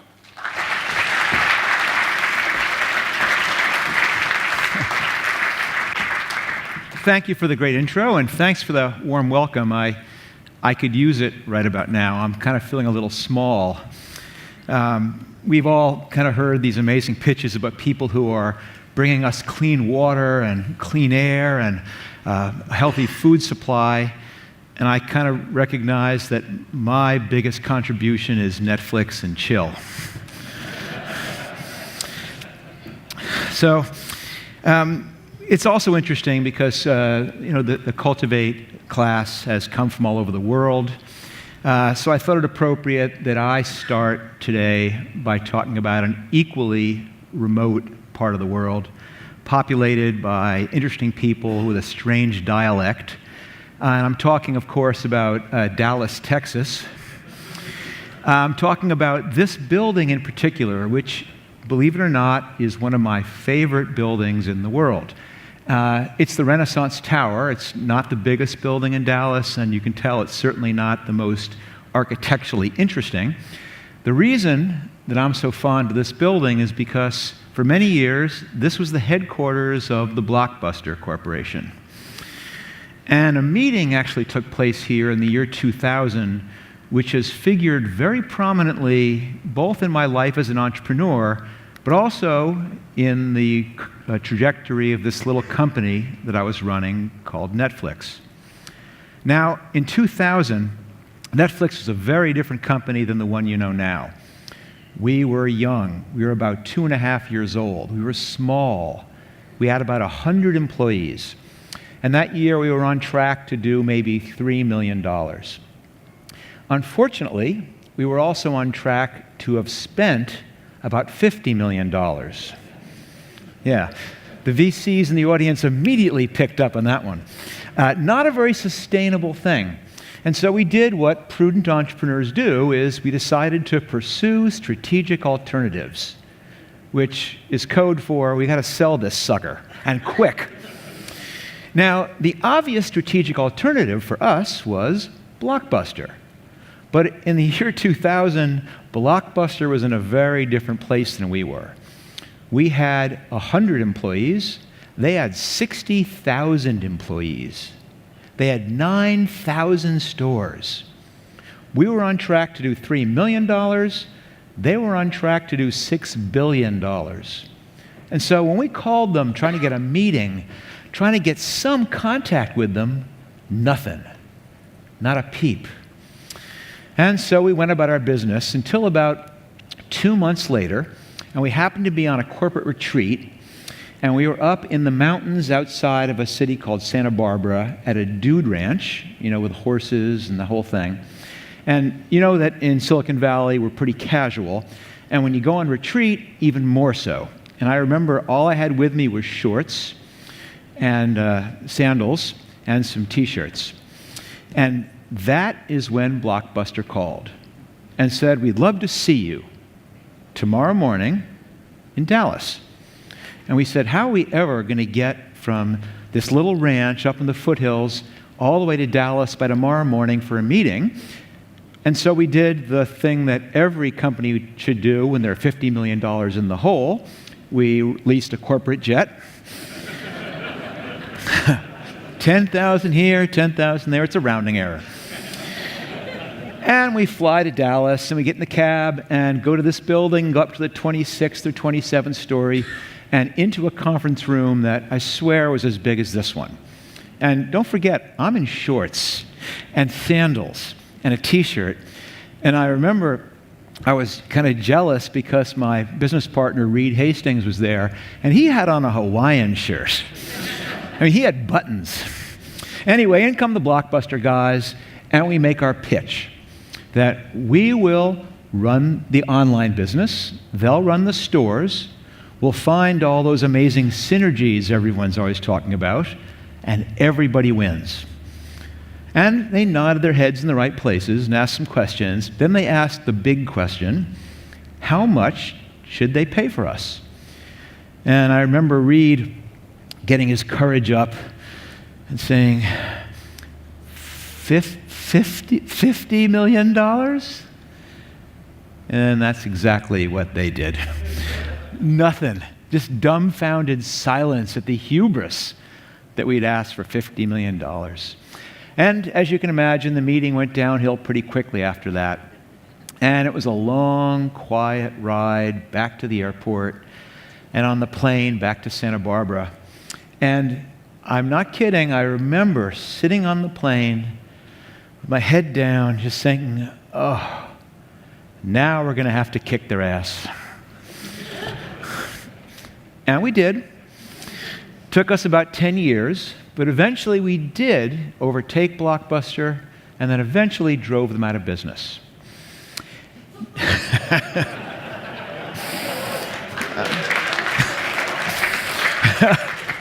Now, thank you for that. But I tell that story actually for a little bit more of a reason than self-satisfaction. I tell it because it's kind of a really inspiring story, especially for the entrepreneurs in the audience. It's inspiring because a handful of people with no experience in the video industry managed to take down a $6 billion company with 60,000 employees. And we did it in 10 years. But if you're one of those $6 billion companies, and I know there's some people in the audience, then it's a different story. Because then it says, you never know who's coming after you. They're going to look nothing like you. They may not even mean business today. Because what it really says is that if you're going to avoid being disrupted yourself, you've got to learn how to be the one who does the disrupting and not let someone else come after you. Now, Netflix obviously was a disruptive story, but Netflix was actually just one of 7 startups that I've had a hand in starting. And since leaving Netflix more than a dozen years ago, I've had a chance to work with scores of other early-stage startups, with hundreds of early-stage entrepreneurs. And I've picked up a few simple patterns about what it is that lets these little companies take down the big ones. And I've also seen what lets the big companies successfully defend themselves against the little guys. And it's deceptively simple. You do not need to be in Silicon Valley. The fact that we're here today is proof of that. There's tremendous innovation taking place all over the world. The internet has totally leveled the playing field. You do not need to have special training. You don't need to have a computer science degree. You don't need to have a business degree. One of my favorite entrepreneurs drove a taxi in Los Angeles. He fought forest fires in Montana. He dropped out of college, and then he started his own company. Another one of my favorite entrepreneurs played in a ska band. He had dreadlocks down to his waist, and he began a music streaming service. Another one is just 17 years old. Really, anyone these days can be a disruptor. You don't even need to be particularly smart. I've found that some of the best innovators are not the A students or even the B, they're the C students. They're the people who have not had all that risk-taking squeezed out of them. But it's simple to say what you don't need. What do you need? And I think there's really just two things. Now, obviously, you need to have that tolerance for risk. We've all seen that. And obviously not scary, dangerous risk. It's that type of risk that comes from starting down a path and not knowing where it's going. The risk's as simple as ordering something on the menu that you don't know what it is. It's that embrace of uncertainty. But what I believe is even more important than tolerance for risk is a simple one. You have to be an unbelievable idea generator. The reality is, ideas don't count for anything anymore. They do not need to be big ideas, like Mark Zuckerberg just wanted to meet girls, and that turned into Facebook. They do not need, my son, don't want to forget him. My son started his first company when he was only 8 years old. When he realized the candy bar he could buy for 10 cents at the grocery store could be sold the next day at school for $1. Candy arbitrage. It does not need to be an original idea. People have been selling books since they invented the printing press. But think of the unbelievable innovations that have come from this simple bookseller. They don't need to be complex ideas. The Post-it note is just a piece of paper, and that little piece of paper sells about $1 billion a year. And I'm going to go out on a limb. It doesn't even need to be a good idea.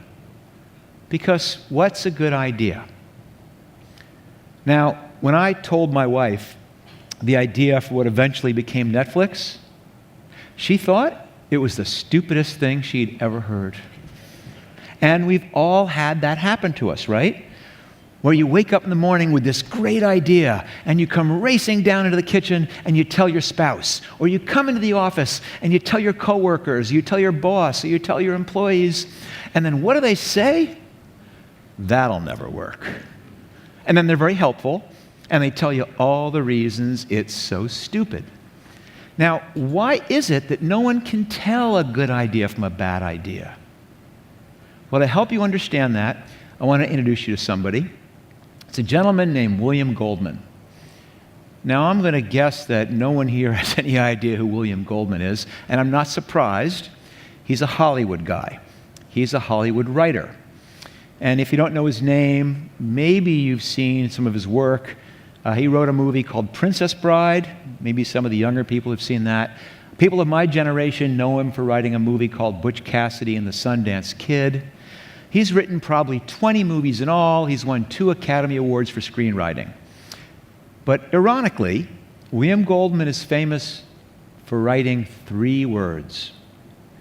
What William Goldman wrote was this: nobody knows anything. Nobody knows anything. Now, he was talking about Hollywood, and in particular, how no one has any idea how well a movie's going to do until after it's already done it. That you can have the top director, you can have A-list stars, you can have an incredible script and end up with a complete flop.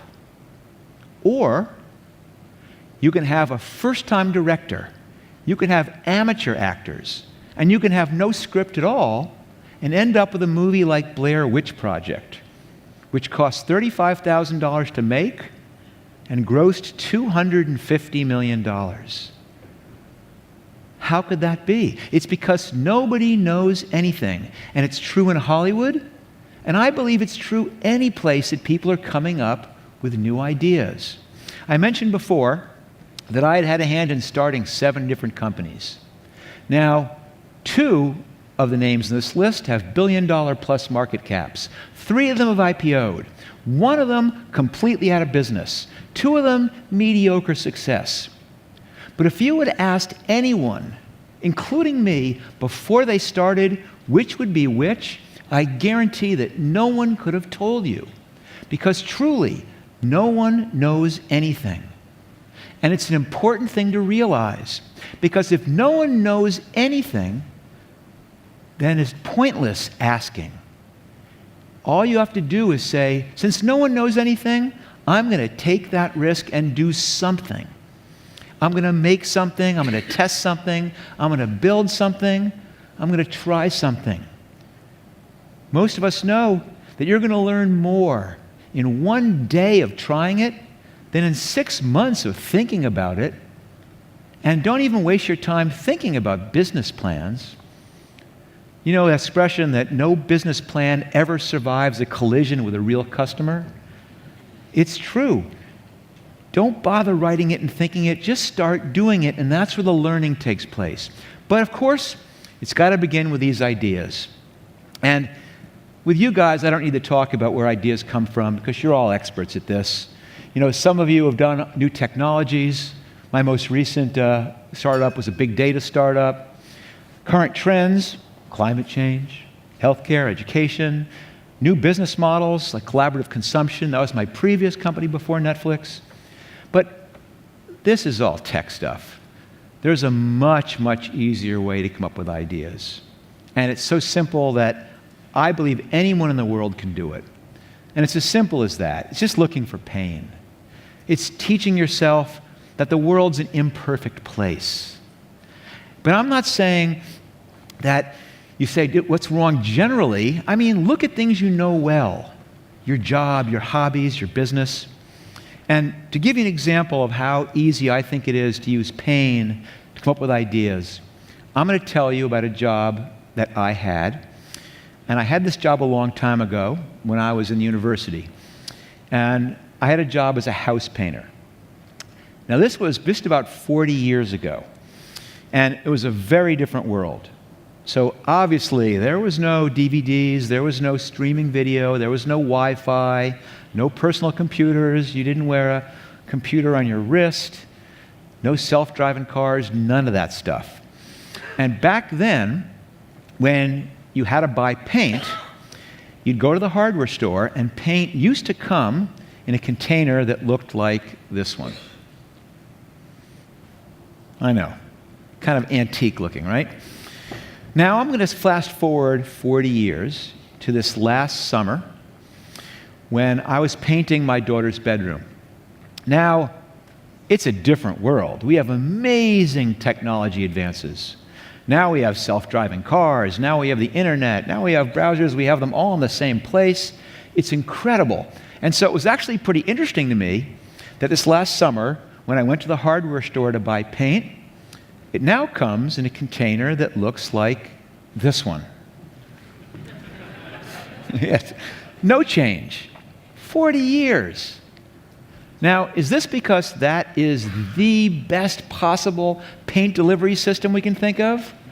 Well, I hope not. It is so deeply flawed. It's amazing it's still around. To start, you've got to open this can. Now, opening a can of paint, as you probably all know, requires a very specialized tool called a screwdriver. And can you think of any other consumer product that requires you to find a screwdriver to open it? It's okay. I do own a screwdriver. So now you pry off the lid, and you have a little lid with wet paint on it. You carefully put it in the corner so you won't step on it. And now the next step, you have to stir the paint. And they've developed a specialized tool for stirring paint. It's called a stick. You can see it up in the top here. And so I stir the paint, and it works pretty well for that. But now I've got a stick covered with paint, and I've got to figure out a way to scrape all the paint off the stick. And I put it carefully with the lid, try to avoid stepping on it. Now I've got to pour the paint into my tray. And you can see the can has an easy pour spout. But I pour it carefully, and it works, and it goes into my little paint tray. But then I tilt the can back up, and two things happen. First, unless I'm really careful, paint spills down the side of the can, where of course it gets on the floor or my hands or my clothes. But worse, a little bit of paint fills in this little lip right here.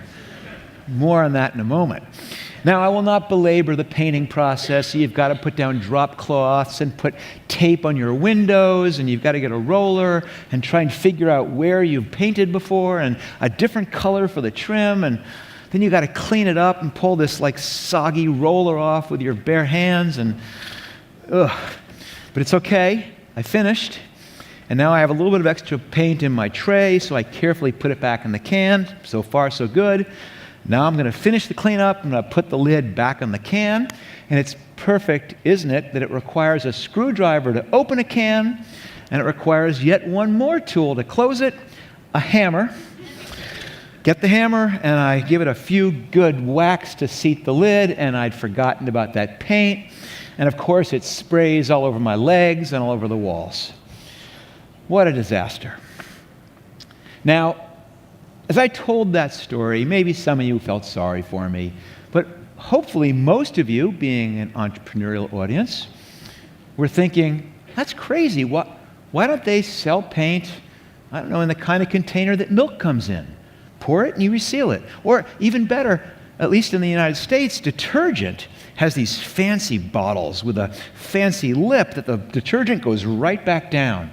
Or even, why isn't there an aftermarket product, like a lid with a spout on it?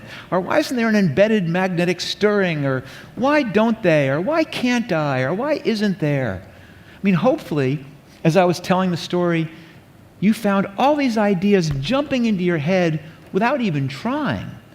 And this was something that happened to me. Imagine what happens when you can get people to do it on the things that are happening to them. You see, ideas do not spring out of thin air in some mythical eureka moment. The idea for Netflix, for example, did not come from some moment of anguish over a late fee on a movie. We were looking for that idea for a long time, and it was buried in a big pile of bad ideas. And we didn't even find it in a video store. The idea for Netflix actually came to us while we were carpooling. Now, this story goes back 20 plus years ago when two friends and I had started a very small, geeky software company. And we were laboring in happy obscurity for about 6-7 months. We were just in beta, and then a great thing happened. Our little company was acquired by a much bigger, even geekier software company. And it was a great thing. Our investors made money. All of a sudden, our stock options were worth something. And we all got jobs with this big software company. But there was two little bonuses. The first was that the CEO of that company was a gentleman named Reed Hastings. And I went to work for Reed. The second bonus is that Reed and I turned out to live in the same town. And we began carpooling to work. We did that for about 6 months, and then lightning struck again. An even bigger company bought our big software company. And once again, great outcome. Our investors made even more money.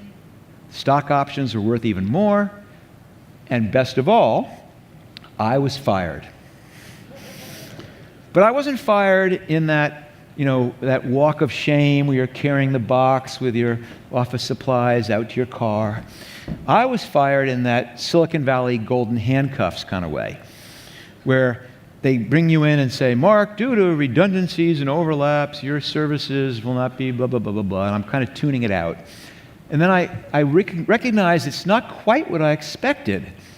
And I said, so wait a minute. So I will need to keep coming to work for about 6 months. Yes. And you'll keep paying me, and my stock options will keep vesting. Correct. And I can have my office, and I'll have my fast internet connection and my whiteboard and all that whole thing. They go, yeah, nothing changes. And I go, but I don't need to really do anything? And they go, well, not really. And I said, well, sign me up for that job. I'm going to use that time to do my next company. Now, Reed Hastings was in the same boat. He was being made redundant, but he didn't want to start another company. He was going to become an educational philanthropist and change the world, which largely is done. But he wanted to have a hand in this startup game, so he came to an arrangement. He would be my angel investor. I would start up and run the company, and we would both get what we want. But first, we needed an idea. And here's how we did it. Every day, Reed would pick me up at my home in his car, and we would drive up and over the Santa Cruz Mountains to our office in Sunnyvale. It was a commute of about 45 minutes to an hour. And on the drive, we would brainstorm ideas. We'd brainstorm dozens of ideas. And I'd go into my office and I'd research them, figure it out, look into details. And some of the ideas were okay, some were good, some were terrible. And then at the end of the day, I get back in the car with Reed and we drive back home, back to Santa Cruz, and I tell him everything I learned. And we did this for months. Hundreds, literally hundreds of ideas. And some of them we pursued for a few days. Some we dismissed immediately. And one of the ideas, actually, was trying to disrupt the video business. And our idea was, maybe we could do video rental by mail. I mean, Jeff Bezos was selling books over the internet. Why couldn't we do video rental? But it didn't take much time in my little office to realize how bad an idea that was. Because if you think back 20 years, video rental was on VHS cassettes. They were big, and they were heavy, and they were expensive, and it didn't take much research at all to realize, bad idea, on to the next one. Until, about 3 weeks later, coincidentally, we heard about this new technology called the DVD. Little disc, thin and light, with a movie on it. And we realized this might open up some things we could do. And so we turned the car around mid-commute and drove back down to Santa Cruz. We went to a used music store and bought a used music CD. Then went 2 doors down to a stationery and bought a little envelope, a little pink gift envelope, the type you would put a greeting card in. Put the CD in the envelope, addressed it to Reed's house in Santa Cruz, put a stamp on it, and dropped it in the slot. And went to work. And the very next morning, when Reed came to pick me up, he didn't even need to say anything.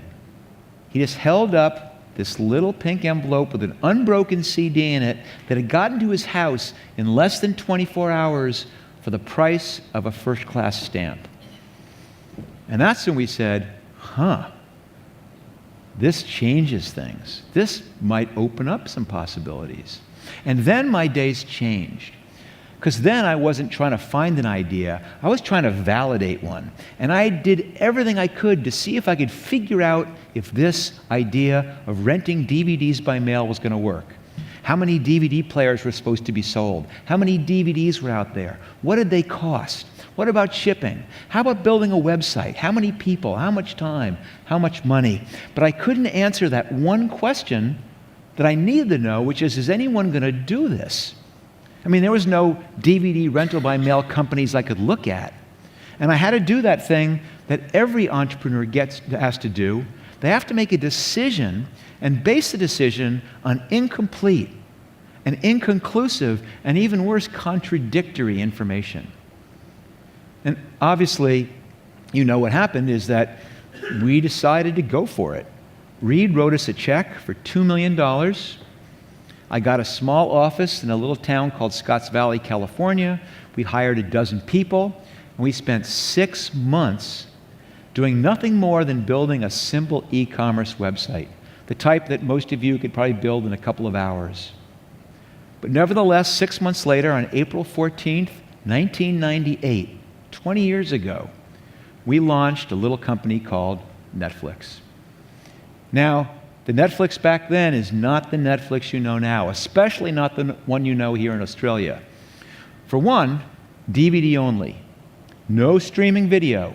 If you wanted a movie, fantastic. We're going to mail it to you. It's going to come in a little red envelope, and there's the DVD in a fancy sleeve. That was it.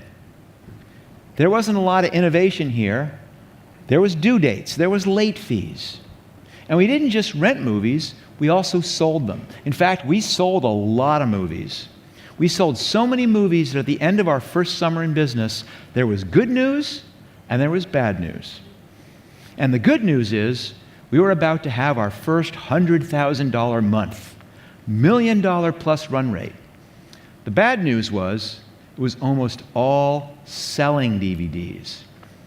And that was bad news because selling DVDs was a commodity business. Just a matter of time before Amazon selling DVDs, and then the corner drugstore is selling DVDs, and the supermarket is selling DVDs, and the margins go to nothing, and you're out of business. Now, rental was pretty promising. High margins, operationally complex, so defensible. But the problem is, the customers, they hated it. They wouldn't do it. And if we could convince someone to do it once, he wouldn't do it again. Worse, doing both at the same time was really hard. Some of the movies you could rent and sell. Some you could only rent. Some you could only sell. Imagine trying to design a checkout process where you're also renting and selling. The shipping was complicated. The back-end processing, the economics. And we decided if we're going to make anything work, we've got to pick one and focus on it. But what do you pick? Do you focus on selling, which was 99% of our revenue, but then eventually it would go out of business? Or do you focus on rental, which if we could get it right, could potentially be a big business? I mean, easily $10 million. But at that point, didn't look promising at all.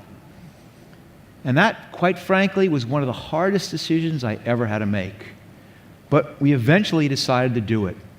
And one day, we turned it off, walked away entirely from selling DVDs, and bet the whole future of the company on figuring out this stupid rental thing. And I've got to state the obvious, which is that when in one day you walk away from 99% of your revenue, it has a way of focusing your mind on the problem. And from that point forward, we were totally obsessed with figuring this thing out.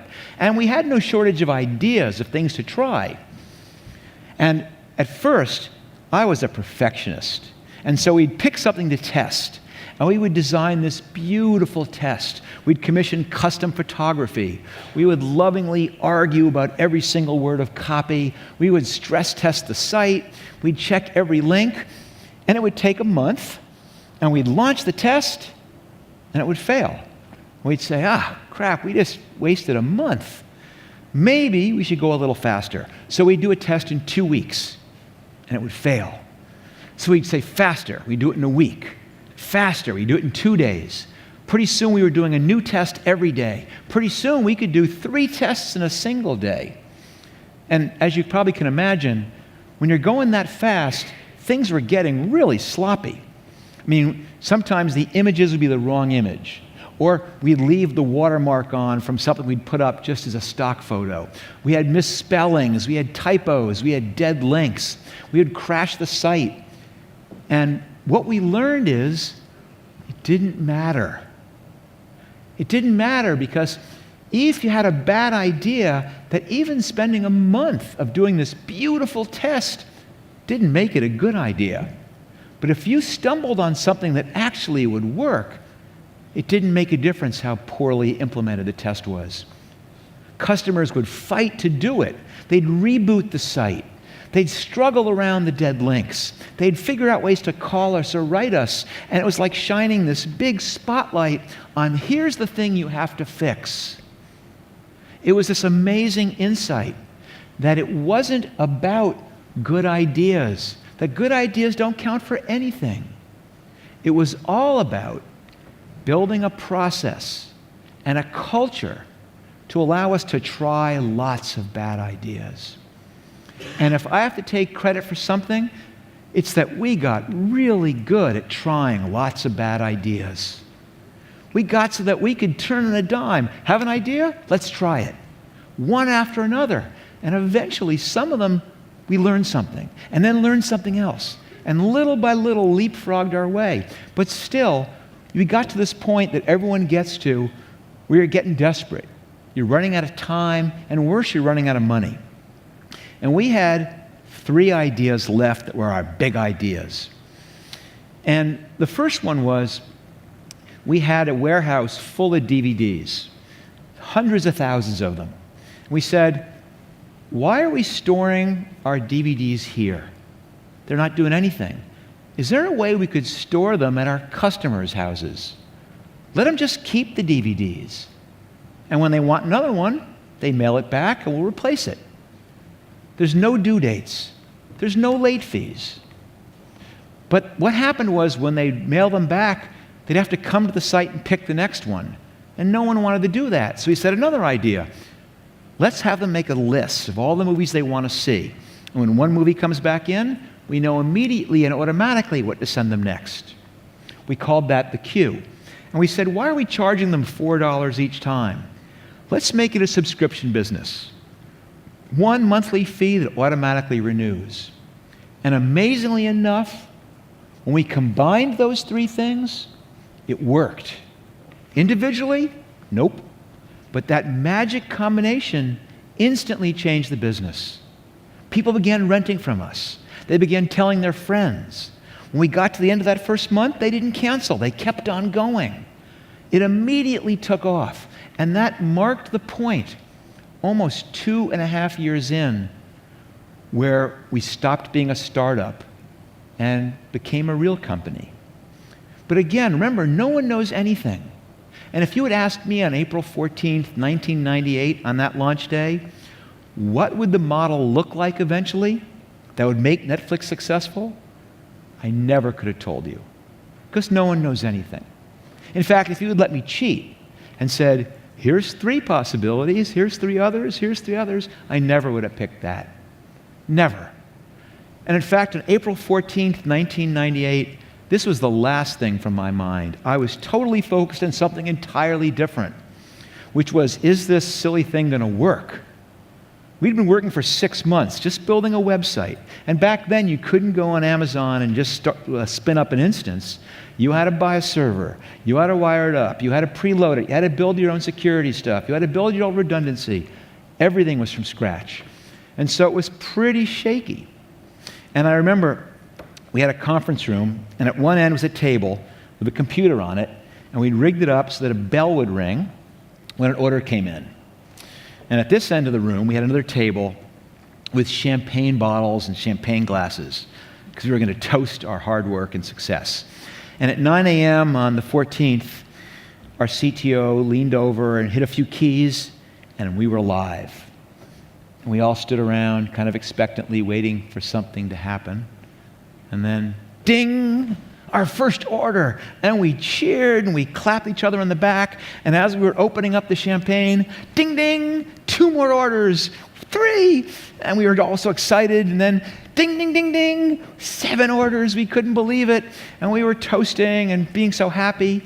And then we began to recognize it's been a while since the bells rung. And we waited, and it was still quiet. And is it plugged in? And we had crashed our servers.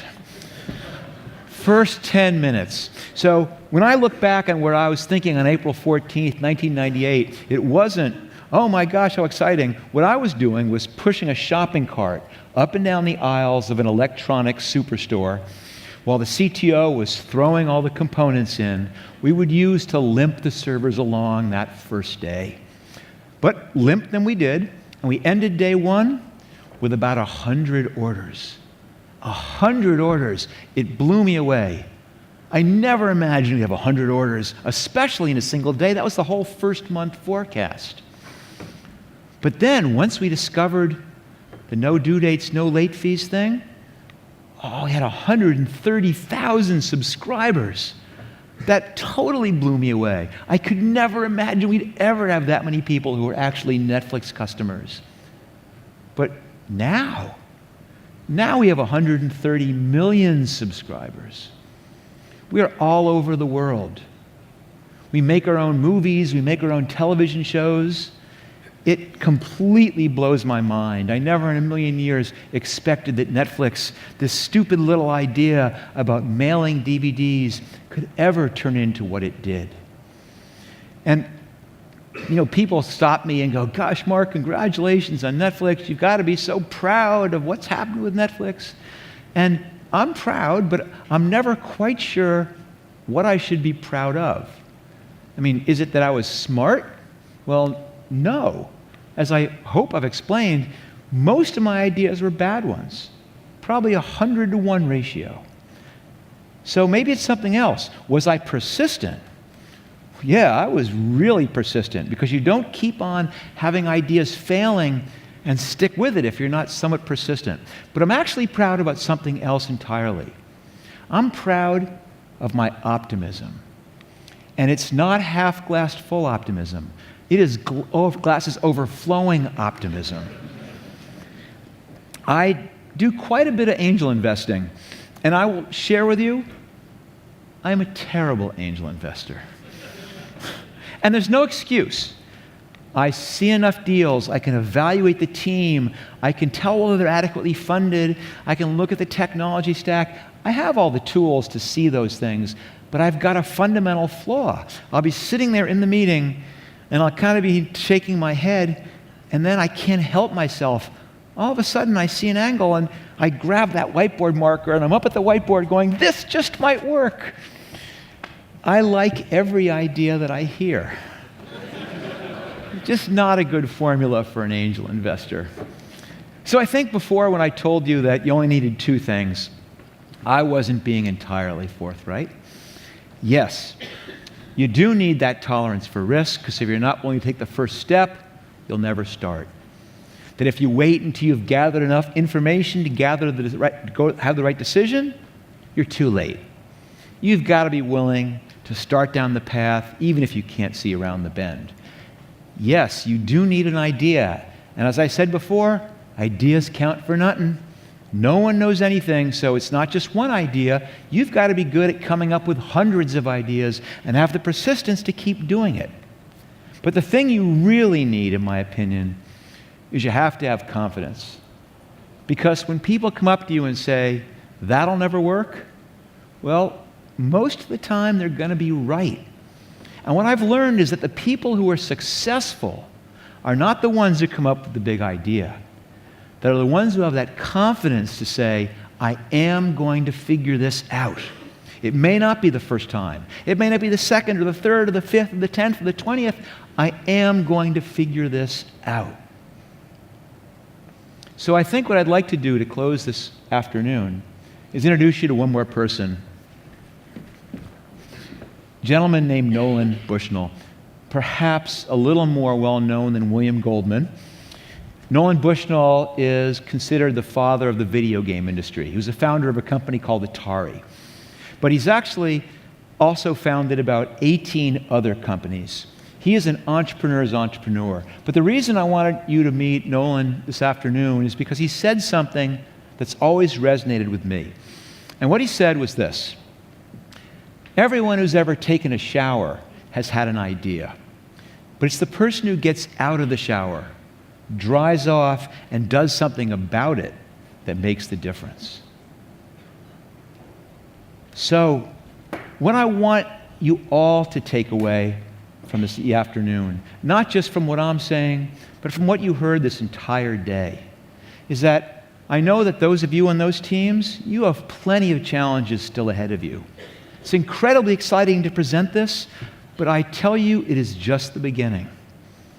You have years of false summits, of valleys, and you have to keep on going. And those of you who aren't in that cohort of companies, but you have ideas of your own, you have to get out of the shower and do something about it for it to be real. But what I will also say is that if you do have a great idea and you come running down into the kitchen and tell your spouse, or come running in the office and tell your coworkers, or tell your employees, or you tell your board, and they say, that'll never work. Well, you can always call me, because you know I like every idea that I hear. Thank you very much for your time this afternoon, and good luck to all of you, really.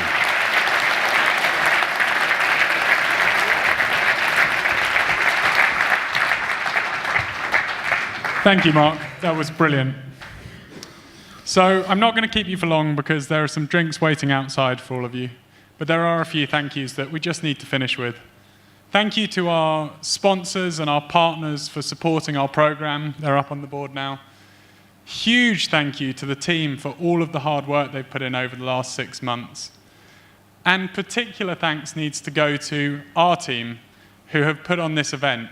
So Kate, Trine, Cass, everyone else who's put an enormous amount of effort over the last months to make today a success.